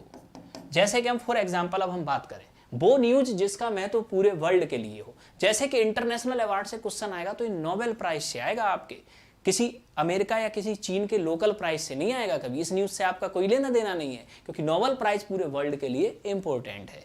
एक ऐसी न्यूज इस पर हम फोकस करें। दूसरा आपके एक ऐसी न्यूज यानी कि कौन सी न्यूज, वो न्यूज जिसका रिलेशन इंडिया से हो, जिसका रिलेशन इंडिया से हो, जिसका रिलेशन इंडिया से हो। ऐसी न्यूज भी आपके क्या होती हैं, ऐसी न्यूज भी आपके करंट अफेयर्स में आपके अक्सर पूछी जाती है। तो यहाँ आपको दायरे को सीमित करना है, कुछ तो भी नहीं कर देना। कोई भी आपके वैश्विक घटना जो या तो पूरे विश्व पर प्रभाव डालती हो, ठीक, या फिर सिर्फ इंडिया पर प्रभाव डालती हो, वही एग्जाम के अंदर आपकी पूछी जाएगी। जैसे कि फॉर एग्जांपल एक क्वेश्चन हमने लिया, इसमें हमने देखा वो न्यूज जिसका रिलेशन आपके इंडिया से हो। चीन ने नाइजीरिया में आर्मी बेस बनाया, ये क्वेश्चन कभी भी आपके आईएएस के एग्जाम में नहीं आएगा। लेकिन चीन ने मालदीव में आर्मी बेस बना दिया, तो अब यहाँ क्वेश्चन आने की संभावना बढ़ गई, क्योंकि मालदीव आपके क्या है, इंडिया की नेबरिंग कंट्री, इंडियन ओशियन में स्थित कंट्री, और इसका इंपैक्ट पड़ेगा किसके ऊपर, इंडिया के ऊपर। तो क्वेश्चन यहां से ड्रॉ होगा। तो करंट का जो दायरा है वो बहुत व्यापक है। इस व्यापक दायरे में आपको ये समझना है कि आपको कितना फोकस रहना है। ठीक, तो यहां आपके ये करंट अफेयर के क्वेश्चंस इस तरीके से आपको डिसाइड करने हैं। ठीक, समय के साथ हम अपने लेक्चर्स में इन सारी चीजों को देखेंगे, ये तो हम सिर्फ एक जनरल डिस्कशन यहां कर रहे हैं। अब इसके बाद में नेक्स्ट अब हम आते हैं, ये आपने देखा आपके करंट अफेयर्स। करंट अफेयर्स के बाद सेकेंड सेक्शन आपने लिया क्या, environment and ecology. Environment and ecology से आपके जो क्वेश्चन बेसिक आपके पूछे जाते हैं, तो एक तो इन्वायरमेंट आपके इकोलॉजी का बेसिक जनरल जो आपके बेसिक या बेसिक प्रिंसिपल्स इनके होते हैं। इसके अलावा आपके इसमें कितनी आपके ट्रीटीज हैं, कितने आपके प्रेजेंट में कन्वेंशंस हैं, इंटरनेशनल कन्वेंशंस, ठीक है, या कितने आपके प्रेजेंट में लॉज वगैरह आपके जो चल रहे हैं। ठीक, यानी कि इन्वायरमेंट इकोलॉजी के बाद में बेसिक अगर देखें तो ये पूरा पार्ट जो आपका इन्वायरमेंट एंड इकोलॉजी में आपके जो पूछा जाता है ये करंट रिलेटेड होता है। इन्वायरमेंट एंड इकोलॉजी में किससे रिलेटेड होता है, करंट रिलेटेड। अब इसके बाद में इन्वायरमेंट एंड इकोलॉजी के बाद जो आपका नेक्स्ट सेक्शन आता है, थर्ड सेक्शन, ये सेक्शन आपके होता है ज्योग्राफी। ज्योग्राफी के क्वेश्चंस को प्रेजेंट में हम देखें तो आपके 4 सेक्शन में ज्योग्राफी डिवाइड होती है। पहला फिजिकल ज्योग्राफी, भौतिक भूगोल, दूसरा ह्यूमन ज्योग्राफी या सोशल एंड इकोनॉमिकल इसी में हम शामिल करें, तीसरा आपके इंडियन ज्योग्राफी, और चौथा आपके मैपिंग बेस्ड क्वेश्चन। ठीक, इन दोनों को हम एक पार्ट बना लें और इन दोनों को हम एक पार्ट बना लें, तो हम देखते क्या है कि धीरे धीरे फिजिकल और ह्यूमन ज्योग्राफी के क्वेश्चंस तो होते जा रहे हैं कम, लेकिन इंडियन और मैपिंग के क्वेश्चन धीरे धीरे होते जा रहे हैं ज्यादा। ठीक है, अब यहाँ मैपिंग में जो इंटरनेशनल लेवल की आपकी जो मैपिंग होती है, यहाँ याद रखना मैपिंग में हमेशा वही प्लेस पूछा गया है जो वर्ल्ड में आपके किसी ना किसी कारण से चर्चा में हो। ठीक है, तो एक साल के अंदर के वे सारे प्लेस जो किसी ना किसी कारण से चर्चा में हो, उन्हें आप मैपिंग के लिए हमेशा तैयार रखिए। ठीक, तो ये आपके ज्योग्राफी का आपके क्या हुआ सिनेरियो। तो ज्योग्राफी में जो आपके सामान्यतः जो क्वेश्चन आपके पूछे जाते हैं वो आपके यहाँ से। अब ठीक आपके इसी तरीके से अब हम आगे आते हैं ज्योग्राफी के बाद हिस्ट्री एंड कल्चर। अब हिस्ट्री एंड कल्चर की अब अगर हम बात करें तो यहां सबसे ज्यादा जो क्वेश्चन आपके आते हैं वो आते हैं किससे, मॉडर्न हिस्ट्री, या इसे दूसरे शब्दों में हम समझ लें Indian freedom struggle. Indian freedom struggle. तो सबसे ज्यादा जो आपके क्वेश्चन की जो संभावना होती है हिस्ट्री में वो आपके मॉडर्न हिस्ट्री या इंडियन फ्रीडम स्ट्रगल से होगी। ठीक, और वहीं आपके जो कल्चर वाला जो आपके पार्ट है, एंशियंट और मिडाइवल जो आपके हिस्ट्री है, ये डायरेक्ट तो आपके यहाँ नहीं पूछी जाएगी। सामान्यतः एंशियंट और मिडाइवल से जो पूछा जाता है वो पूछा जाता है कल्चर, और प्रीलिम्स में आपके बड़ी तेजी से आपके ये जो कल्चर है ये पोर्शन बढ़ा है। एंशियंट और मिडाइवल हिस्ट्री से क्वेश्चंस की संभावनाएं कम हुई है, लेकिन इस पार्ट या इस युग से रिलेटेड जो कल्चर है, जो संस्कृति है, वो आपके तेजी से इन क्वेश्चनों की प्रायिकता बढ़ना शुरू हुई है। तो यहाँ हिस्ट्री में आपके ये आपके प्रायिकता देखिए कि क्वेश्चंस आपके कहाँ से पूछे जाते हैं। अब ठीक, अब हम इसी तरह से अब हम आते हैं नेक्स्ट आपके आया इकोनॉमी। इकोनॉमी के आपके जो क्वेश्चंस आपके होते हैं, ठीक है, बेसिक से आपके बहुत कम क्वेश्चंस होंगे। यहाँ जो आपके क्वेश्चंस आपके होंगे वो होंगे आपके करंट से। करंट में आपके कहाँ से हो सकता है क्वेश्चंस उठ जाए, फिस्कल पॉलिसी, राजकोषीय नीति से, हो सकता है क्वेश्चन आपके हों मॉनिटरी पॉलिसी से, ठीक है। इसके अलावा आपके इसमें क्वेश्चन हो आर्थिक समीक्षा या कोई अदर समीक्षा, ठीक, जैसे कि नीति आयोग ने कोई समीक्षा की हो किसी विषय पे, ठीक है, वर्ल्ड बैंक की कोई समीक्षा हो या हमारे देश में आपके आर्थिक समीक्षा हो, तो क्वेश्चंस यहाँ बेसिक के बाद यहाँ बनते हैं, ठीक है। यहाँ भी आपके करंट का जो वेटेज होता है इकोनॉमी में ये ज़्यादा होता है।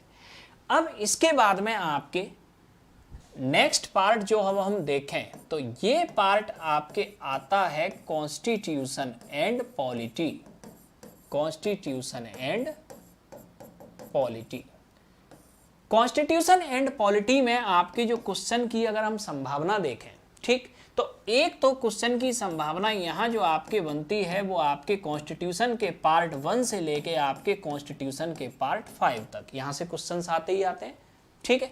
यानी कि आपके constitutional development part 1, part 2, part 3, part 4 और पार्ट 5, एक क्वेश्चन ये। इसके बाद में आपके नेक्स्ट क्वेश्चन जो आपके आएंगे वो क्वेश्चन ये कि यहाँ बनता है गवर्नेंस या पब्लिक पॉलिसी। पब्लिक पॉलिसी, अब जो आपके क्वेश्चंस हैं वो यहाँ शुरू हो गए हैं।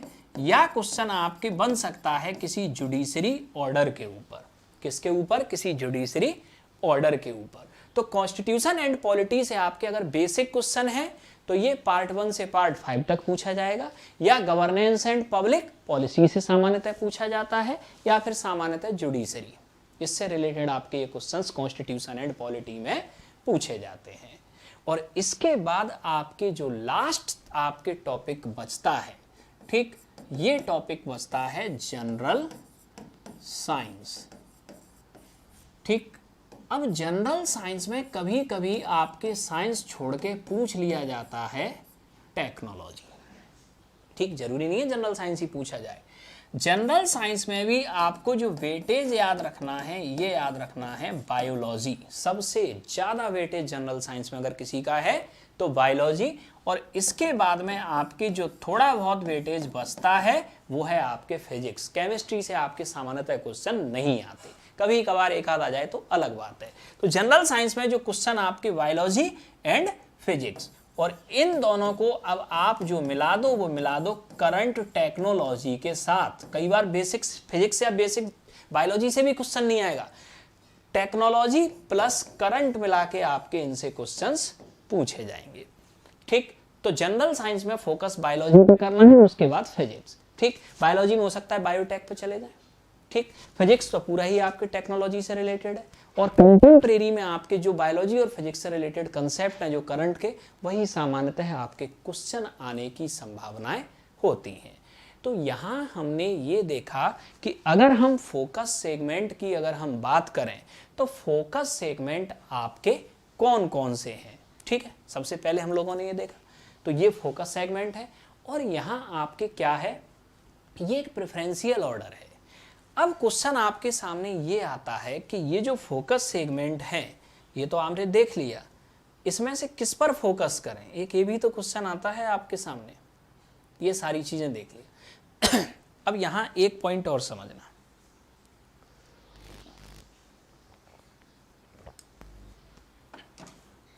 नेक्स्ट पॉइंट अब हम यहाँ ये समझते हैं। ये तो हमने 100% क्वेश्चंस का प्रारूप देखा, एक एस्पायरेंट को कितना तैयार प्रीलिम्स के लिए करना चाहिए। तो सबसे पहले तो अगर हम किसी एक एस्पायरेंट की बात करें तो मेरा मानना तो ये है कि एस्पायरेंट को एग्जाम में बैठना ही तब चाहिए जब आपके ये सारे टॉपिक कंप्लीट हो। लेकिन अब आपके प्रीलिम्स का एग्जाम मान लिया कि नजदीक आता जा रहा है, ठीक, सारे टॉपिक पर कमांड नहीं हो पा रही है किसी वजह से, ठीक है। तो आपके कुछ तो ऐसे सेक्शन होंगे जिन पर आप ज्यादा फोकस कर सकते हैं। तो आपको 55 से 58 क्वेश्चन करने हैं। अगर आप करंट, ज्योग्राफी एंड एनवायरनमेंट और हिस्ट्री एंड कल्चर, ठीक, इन 4 सेक्शन पर अगर आप पकड़ बनाते हैं, ठीक, तो आप कितने परसेंट लगभग क्वेश्चन सही करने के आप दायरे में आ जाएंगे, 30 और 25, 55 और 15, 70%।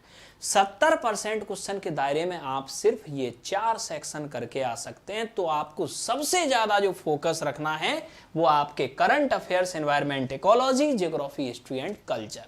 और इसके बाद में आपको अगर सेफ जोन में जाना है तो आप उठाइएगा कॉन्स्टिट्यूशन एंड पॉलिटी। ठीक, इकोनॉमी और जनरल साइंस के क्वेश्चन आपको करना थोड़ा सा मुश्किल हो सकते हैं और इनमें कंसेप्चुअल नॉलेज ज्यादा चाहिए, तो हो सकता है आप पिकअप भी ना कर पाओ। तो यहाँ कॉन्स्टिट्यूशन एंड पॉलिटी आपके, जहां आपके डायरेक्ट क्वेश्चन आपको लक्ष्मीकांत से मिल जाते हैं। ठीक, ये सेफ जोन में लाने के लिए पर्याप्त है। तो अगर आपके पास समय कम है, अगर समय पर्याप्त है तो सब आप पढ़ें, लेकिन अगर समय कम है तो आप current affairs, environment, ecology, geography, history and culture, in 4 section पर सबसे ज्यादा फोकस करेंगे। टाइम मिला तो कॉन्स्टिट्यूशन एंड पॉलिटी पर, और टाइम मिला तो इन्हें भी क्यों छोड़ना, इन्हें भी कर लीजिए। ठीक, तो ये तो हमने आपके देखा कि फोकस सेगमेंट्स क्या है, इनकी प्रेफरेंस क्या है, प्रेफरेंस ठीक है, इसके बाद में, और इनका वेटेज क्या है, और इनके वेटेज के अकॉर्डिंग आपको कितना इसमें से लर्न करना है। अब हम आते हैं इससे आगे। अब इसके बाद में नेक्स्ट अब हम यहां देखते हैं, अगला पॉइंट अब यहां आया कि अब हम पढ़ें क्या, क्या स्टडी करना है हमें इन सब चीजों के लिए। अब नेक्स्ट जो हम 5वां पॉइंट अपना देखेंगे, सॉरी 4th पॉइंट, कि स्टडी क्या करें।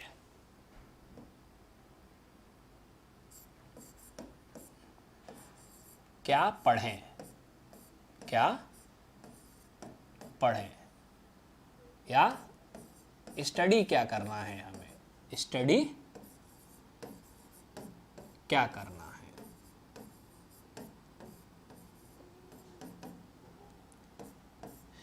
तो सबसे पहले दोस्तों, आईएएस निकालने का एक बड़ा साधारण सा आप प्रिंसिपल याद रखना, यहां भटकाने वाले लोग आपके बहुत होते हैं।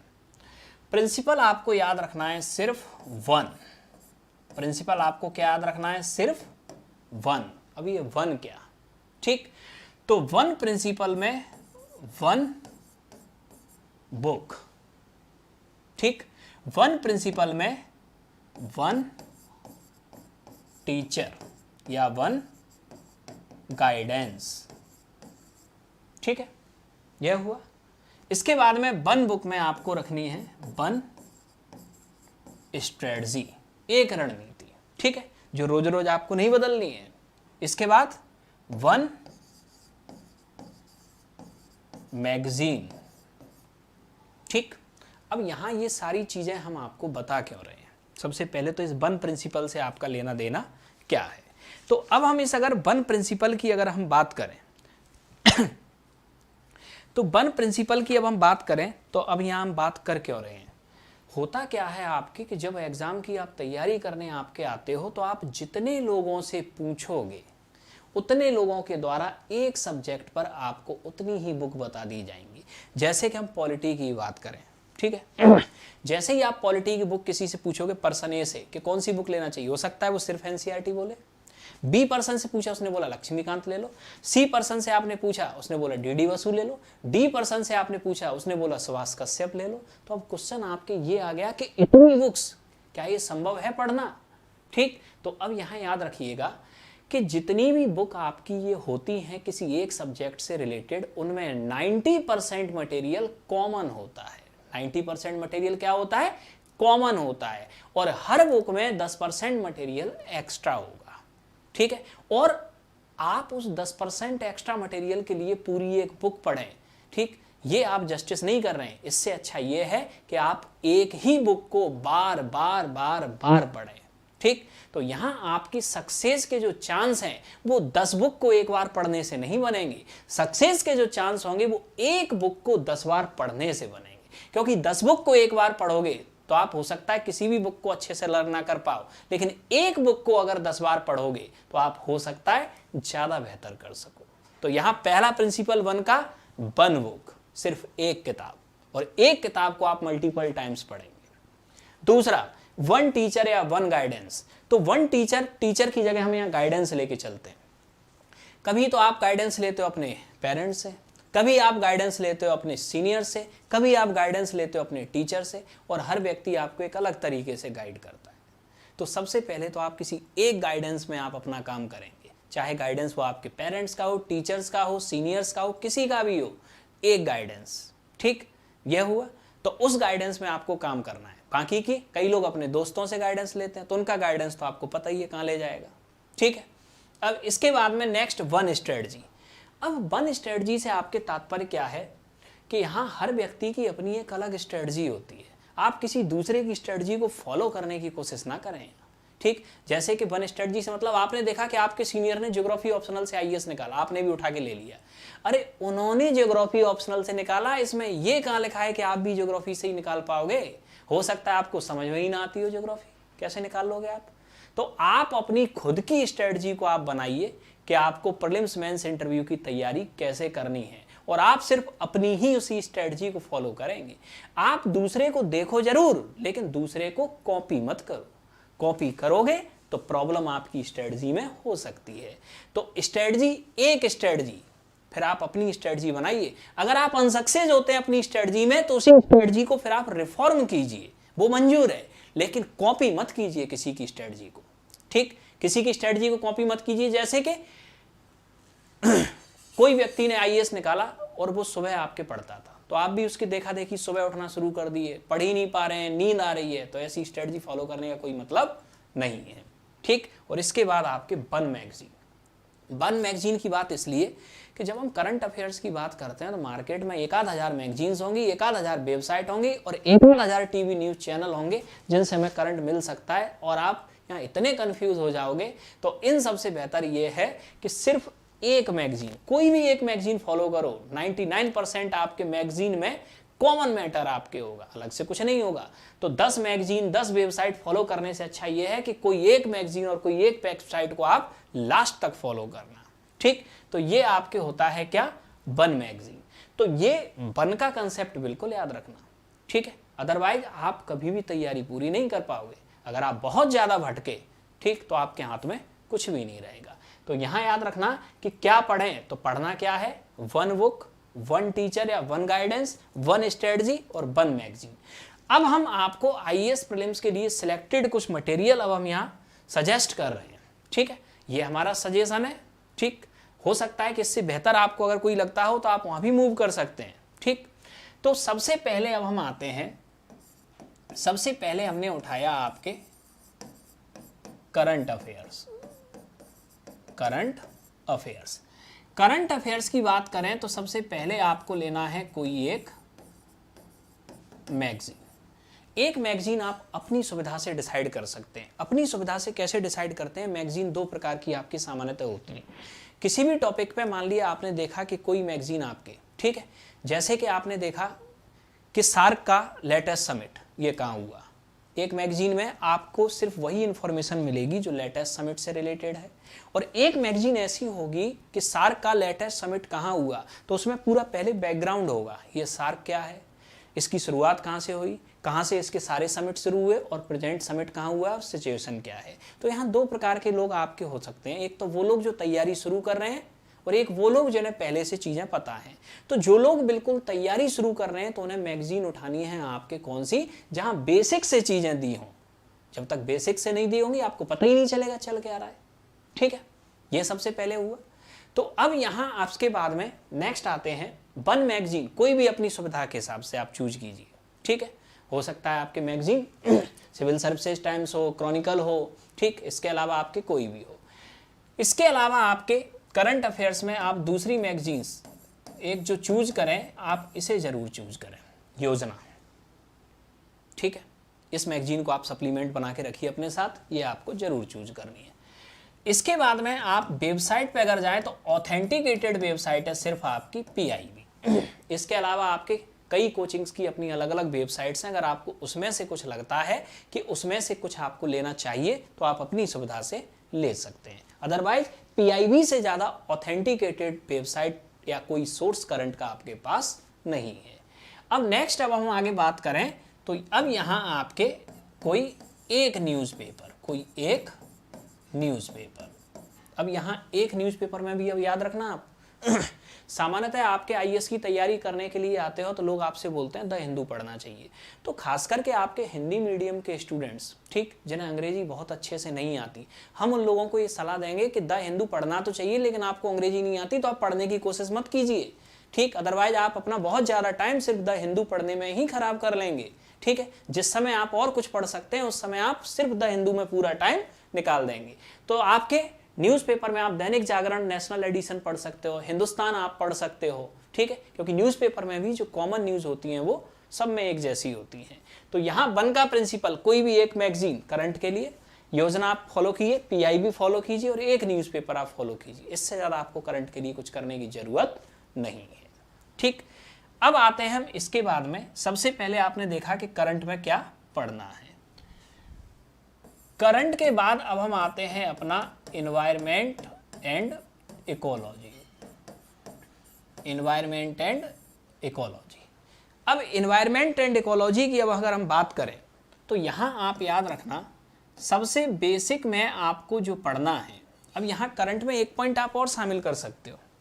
ये जो आपने करंट में आपने देखा हुआ है, तो आप में से सामान्यतः ज़्यादातर जो लोग हैं, ठीक, या तो किसी ऑफलाइन कोचिंग से जुड़े होंगे या किसी ऑनलाइन से। तो आप ऑफलाइन कोचिंग या ऑनलाइन कोचिंग, ठीक है, आप इसको फॉलो कर सकते हैं, ठीक। जैसे कि आप हमारे ही अगर कोर्स से जुड़े होंगे तो यहाँ भी आपको ऑनलाइन करंट की क्लासेस मिलेंगी, तो इसे भी आप क्या कर सकते हैं, फॉलो कर सकते हैं। अब इसके बाद में नेक्स्ट करंट अफेयर के बाद next section environment and ecology. Environment and ecology की अगर हम बात करें तो इसका जो आपके बेस है वो एनसीईआरटी, कौन सी class, 12th class, NCERT 12th class के लास्ट 6 चैप्टर, कौन सी एनसीईआरटी, जो आपकी बायो की एनसीईआरटी है, बायो की एनसीईआरटी है। इसके आपको कौन से चैप्टर पढ़ने हैं, लास्ट 6 चैप्टर। इसके अलावा अगर आप इसमें फॉलो करें तो इन्वायरमेंट में आप इग्नू के नोट्स फॉलो कर सकते हैं, और इन्वायरमेंट में आपके पास एक और अच्छा मटेरियल आपको मिलता है शंकर आईएएस के नोट्स का, ठीक। इसके नोट्स का भी आपको एक अच्छा मटेरियल मिलता है, तो ये तो आप बुक में फॉलो कर सकते हैं, ठीक है। अब इसके अलावा तीसरा जो आपको फॉलो करना है वो आपके पास क्या बचा, अपनी वीडियो क्लासेस, ठीक है। वीडियो क्लासेस फिर आपके दो कैटेगरी में, एक बेसिक जो आपको एनसीईआरटी की करना है और दूसरा आपके एडवांस, ठीक, जो आपकी प्रीलिम्स स्पेसिफिक क्लास होंगी, इन्हें भी आप कर सकते हैं। अब इसके बाद में नेक्स्ट, अब हम अगर आगे देखें, एनवायरमेंट के बाद आपके जो नेक्स्ट थर्ड आपके पोर्शन जो आता है, ये आता है जियोग्राफी। अब ज्योग्राफी में आपको क्या पढ़ना है, ज्योग्राफी में आपको सबसे पहले बेसिक तैयार करना है एनसीईआरटी 6 to 12, ऑल एनसीईआरटी, या ज्योग्राफी में एनसीईआरटी के आप वीडियो क्लासेस से भी इसे कंप्लीट कर सकते हो, ठीक है। 6 to 12 आपको कंप्लीट इसे करना है। दूसरा, आपको ज्योग्राफी में फिजिकल ज्योग्राफी के लिए आप एक बुक को फॉलो कर सकते हैं, जीसी लेओ, ठीक है। ये बहुत अच्छी बुक है आपके, इसे भी आप क्या कर सकते हैं, फॉलो कर सकते हैं। और इसके साथ आप ऑफलाइन या ऑनलाइन जो क्लास कर रहे हैं, आप उसके क्लास नोट्स को फॉलो कर सकते हैं। तो ये बेसिक आपके किस में हुआ, ज्योग्राफी में। अब ज्योग्राफी के बाद में नेक्स्ट आपको जो फॉलो करना है, history and culture. History and culture. History के अंदर अगर हम बात करें तो हिस्ट्री में आपके 12th क्लास की एनसीईआरटी, 12th क्लास की एनसीईआरटी बिपिन चंद्र, इसे आप फॉलो कर सकते हैं, एक तो, ठीक है। अब इसके बाद में नेक्स्ट आगे कल्चर के लिए आप यहां भी एनसीईआरटी फॉलो कर सकते हैं या सीसीईआरटी की वेबसाइट आप फॉलो कर सकते हैं, ठीक है। इसके अलावा कल्चर को और डिटेल में आप पढ़ना चाहें तो आप एक बुक फॉलो कर सकते हैं, नितिन सिंघानिया। इस बुक को भी आप कल्चर के लिए क्या कर सकते हैं, फॉलो कर सकते हैं। तो ये हिस्ट्री एंड कल्चर, ठीक। इसके अलावा आप मॉडर्न हिस्ट्री में चाहें तो मॉडर्न हिस्ट्री में आपकी एक बेस बुक बना सकते हैं, किसे, स्पेक्ट्रम को आप बना सकते हैं क्या, बेस बुक। और इसके अलावा आपके ऑफलाइन या ऑनलाइन क्लासेस, इनके क्लास नोट्स, इसको भी आप क्या बना सकते हैं, सोर्स बना सकते हैं। तो ये आपका किस में आपके हुआ, ये हिस्ट्री एंड कल्चर में आपके हुआ। अब इसके बाद में नेक्स्ट हिस्ट्री एंड कल्चर के बाद अब आपका अगला पॉइंट आता है इकोनॉमिक्स। इकोनॉमिक्स में आपको सबसे पहले पढ़ना है एनसीईआरटी 11th 12th या फिर वीडियो क्लासेस एनसीईआरटी की, ये आपके हुआ। इसके अलावा आपके इकोनॉमी में आपके जो क्वेश्चन आपके आते हैं, ठीक, ये सारातर करंट से आते हैं, तो यहाँ आपको इकोनॉमिक सर्वे देखना है। इसके अलावा आपके आरबीआई की कोई पॉलिसी या नीति आयोग का आपके कोई प्रारूप, ठीक, इस टाइप की जो चीज़ें आपके इकोनॉमिक्स के अंदर होती हैं, क्योंकि यहाँ करंट से क्वेश्चंस की संख्या इकोनॉमिक्स में चूंकि ज़्यादा होती है, तो यहाँ कोई आपको बेस बुक तो एनसीईआरटी के अलावा ज़रूरत नहीं है इकोनॉमिक्स में, ठीक। इसके अलावा आप यहाँ इकोनॉमिक सर्वे, आरबीआई या नीति आयोग, इनको देख सकते हैं। और इसके अलावा आप जो भी ऑफलाइन क्लास या जो भी ऑनलाइन क्लास ले रहे हैं उनके क्लास नोट्स को भी फॉलो कर सकते हैं। अब आते हैं हम इसके बाद में इकोनॉमिक्स के बाद नेक्स्ट आपका पॉइंट आता है constitution and polity. Constitution and polity, constitution and polity अगर आपको प्रीलिम्स में करना है तो प्रीलिम्स में आपके लिए सिर्फ एक बुक पर्याप्त है, एम लक्ष्मीकांत। प्रीलिम्स के लिए आपके सिर्फ एक ही बुक आपके लिए पर्याप्त है, इससे ज़्यादा आपको बुक्स की ज़रूरत इसमें नहीं है। अब यहाँ दूसरा जो आपको जो याद रखना है कॉन्स्टिट्यूशन एंड पॉलिटी में, गवर्नमेंट पॉलिसीज़, गवर्नमेंट की जितनी भी आपके पॉलिसीज़ हैं या गवर्नमेंट के जितने सोशल वेलफेयर के प्रोग्राम्स हैं जो उस साल आपके चल रहे हैं, ये करंट से रिलेटेड आपके कॉन्स्टिट्यूशन एंड पॉलिटी में आपके क्या किए जाते हैं, अक्सर पूछे जाते हैं। तो कॉन्स्टिट्यूशन एंड पॉलिटी में आपको दूसरा पॉइंट याद रखना है ये। अब इसके बाद में नेक्स्ट अब हम आते हैं कॉन्स्टिट्यूशन एंड पॉलिटी के बाद अपना last topic general science.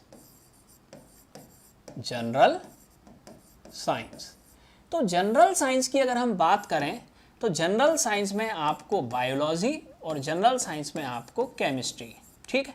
Physics important तो नहीं है, चाहे तो आप लिख सकते हो। इन तीनों में आपके 9th class 10th class, 9th class 10th class, 9th and 10th, और आपके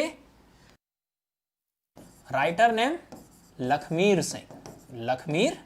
सिंह। आपको जनरल साइंस में आपको सिर्फ और सिर्फ 9th एंड 10th क्लास की लखमीर सिंह को फॉलो करना है। 9th एंड 10th क्लास की लखमीर सिंह को फॉलो करना है। आईएएस के एग्जाम में जनरल साइंस का जो लेवल आपके रहता है वो सिर्फ और सिर्फ 9th एंड 10th का रहता है, क्योंकि इसके बाद में जनरल साइंस में लखमीर सिंह के बाद जो आपका टेक्नोलॉजी वाला जो पार्ट होता है वो सिर्फ और सिर्फ करंट से आपके पूछा जाता है, ठीक। तो उसके लिए आपके कोई बेस बुक नहीं होती, तो आप लखमीर सिंह को यहाँ फॉलो कर सकते हैं, एनसीईआरटी की वीडियो क्लास को फॉलो कर सकते हैं इसके लिए, ठीक है। और बाकी का आपका करंट के लिए आप अपनी ऑफलाइन या ऑनलाइन क्लासेस के आप क्लास नोट्स आप फॉलो कर सकते हैं। तो ये तो हमने देखा कि हम क्या पढ़ें, इसके अलावा आप कुछ भी मत पढ़िए, ठीक। ये तो आपके क्या हुआ, सिर्फ एक पोर्शन हुआ जीएस का। अब यहाँ आप लोग याद रखिएगा दूसरा पॉइंट, ये जीएस का हमने देखा। आप सभी को पता है कि सीसेट का जो आपके नेचर है ये सिर्फ क्वालिफाइंग है, और सीसेट के आपके नेचर को हम 3 पार्ट में डिवाइड करते हैं, मैथ्स, रीजनिंग और कॉम्प्रिहेंशन। तीनों का ही जो आपके वेटेज है वो आपके कितना वेटेज है, 1/3, 1/3, 1/3। एक सीसेट की स्टडी का आपके प्लान हुआ। तो यहाँ आपके सीसेट में आपके पढ़ने के लिए कुछ नहीं है, सीसेट में अगर कुछ है तो वो है प्रैक्टिस के लिए। सीसेट में आप रेगुलर सिर्फ प्रैक्टिस कीजिए, क्योंकि मैथ्स और रीजनिंग का लेवल यहाँ आपके 10th क्लास तक का लेवल होता है, ना ही यहाँ कोई हायर मैथमेटिक्स है ना कोई हायर रीजनिंग है, 10th क्लास तक का ये लेवल होता है। और कॉम्प्रिहेंशन वो पढ़ने का कोई तरीका नहीं है, इसका तो सिर्फ प्रैक्टिस का तरीका है। तो सीसेट के लिए आप सिर्फ और सिर्फ आपको फोकस क्या करना है, एक तो आप फोकस कीजिए प्रैक्टिस पर, और जिन लोगों का आपके मैथ्स और रीजनिंग भी स्ट्रांग नहीं है वो लोग क्या कर सकते हैं, सीसेट की ऑनलाइन क्लासेस को या ऑफलाइन क्लासेस को फॉलो कर सकते हैं। तो ये तो हम लोगों ने देखा कि हमें क्या पढ़ना है, ये सिर्फ इतना याद रखना है, और इतना सफिशिएंट है हमें क्या, आईएएस प्रीलिम्स को क्वालिफाई करने के लिए, अपना स्कोर बनाने के लिए। अब आता है आगे, ये क्या पढ़ना है हमने ये तो देख लिया, ठीक है। अब नेक्स्ट क्वेश्चन हमारा लास्ट आता है, हमारा शेड्यूल। कि हमारा पढ़ाई का शेड्यूल क्या हो, पढ़ाई का शेड्यूल क्या हो। ठीक है, शेड्यूल में आपका पहला तो पॉइंट कई लोग ये पूछते हैं कि किस टाइम पढ़ें, किस टाइम पढ़ें। ठीक है, दूसरा क्वेश्चन आपके कितने ओवर पढ़ें, कितने ओवर पढ़ें। ठीक, तीसरा किस सेगमेंट को कितना टाइम दें, किस सेगमेंट को कितना टाइम दें।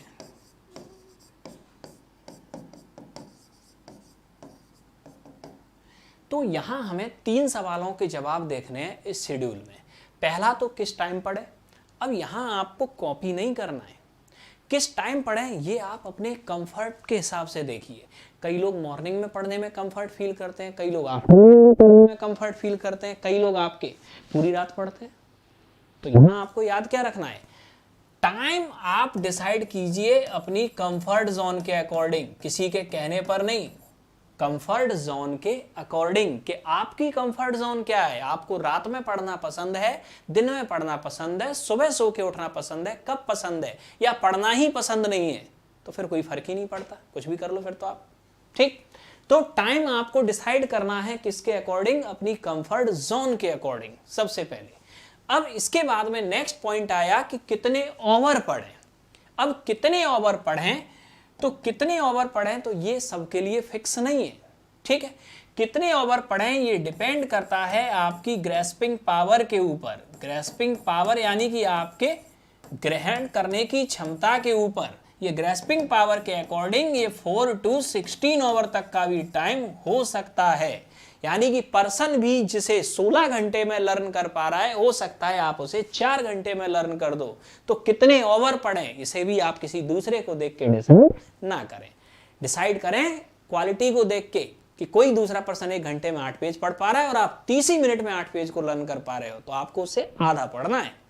ठीक है, तो ये कितने ओवर पढ़ें ये आपकी खुद की क्षमता के ऊपर है। कभी भी मन मार के ना पढ़ें कि आपने देखा कि आपका रूम पार्टनर बैठा हुआ है पूरी रात पढ़ रहा है, आप 2 घंटे बैठे, 2 घंटे में आपका मन भर गया, लेकिन चूंकि वो बैठा है तो आप भी बैठे हो रात भर। ठीक, तो आप अपने साथ जस्टिस नहीं कर रहे ये करके। ठीक है, पढ़ें उतना ही जितना मन लगे, और मन तभी तक लगेगा जब तक आपकी ग्रेस्पिंग पावर होगी। अब यहां आप एक पॉइंट और याद रखिएगा यार, जब भी आप स्टडी करें, स्टडी करते टाइम पे आपके एक साइंटिफिक कंसेप्ट होता है आपके ब्रेन का। आपका ब्रेन किसी भी चीज को एक्सेप्ट करता है, वो लगातार 55 मिनट तक ही आपके एक्सेप्ट कर सकता है। ठीक है, क्योंकि ब्रेन किसी भी चीज को रिसीव करता है किससे, थैलेमस से। और थैलेमस जो हमारे ब्रेन का एक्टिव होता है वो एक बार में 55 मिनट तक एक्टिव होता है। तो कभी भी आप स्टडी करें, भले ही आप 5 घंटे आप पढ़ें, लेकिन हर 55 मिनट पर एक ब्रेक जरूर दें। 55 मिनट पर 5 मिनट का ब्रेक, उसके बाद फिर स्टडी, फिर नेक्स्ट 55 मिनट आपने स्टडी की, फिर 5 मिनट का ब्रेक, फिर आपने फिर स्टडी स्टार्ट की। ये आप करके देखिएगा, आपके लर्न करने की जो क्षमता होगी वो बहुत ज्यादा होगी। ठीक है, अब आता है किस सेगमेंट को कितना टाइम दें, किस सेगमेंट को कितना टाइम दें। अब ये बड़ा महत्वपूर्ण पॉइंट है कि किस सेगमेंट को कितना टाइम दें, किस सेगमेंट को कितना टाइम दें। तो अब आपके पास लगभग 4 महीने हैं। अब आपके पास सबसे पहले तो पढ़ने क्या है ये आपने डिसाइड किया। पढ़ने क्या है यार, रेगुलर किसको कितना टाइम देना है। एक तो पढ़ने के लिए है करंट अफेयर्स, ये डेली पढ़ना है। एक आपको जो पढ़ा हुआ है उसका रिवीजन डेली करना है। एक आपको जो न्यू है, जो न्यू सेगमेंट जो आप पढ़ने वाले हो, या न्यू आपके प्रोग्राम में आपके जो भी न्यू सेगमेंट है वो पढ़ना है। और एक आपको करना है प्रैक्टिस, प्रैक्टिस। अब यहां याद रखना कि आपका जितना भी स्टडी का जो आपका टाइम है, उस पूरे स्टडी के टाइम को आपको करना क्या है, 4 पार्ट में डिवाइड कर देना है। ये 4 चीजें रोज आपको करनी है, अगर आपको सक्सेस होना है तो ये करनी पड़ेगी। ठीक है, टोटल स्टडी के टाइम का जो 1/4 टाइम है, कितना टाइम, 1/4 टाइम किसको देना है, करंट अफेयर्स को।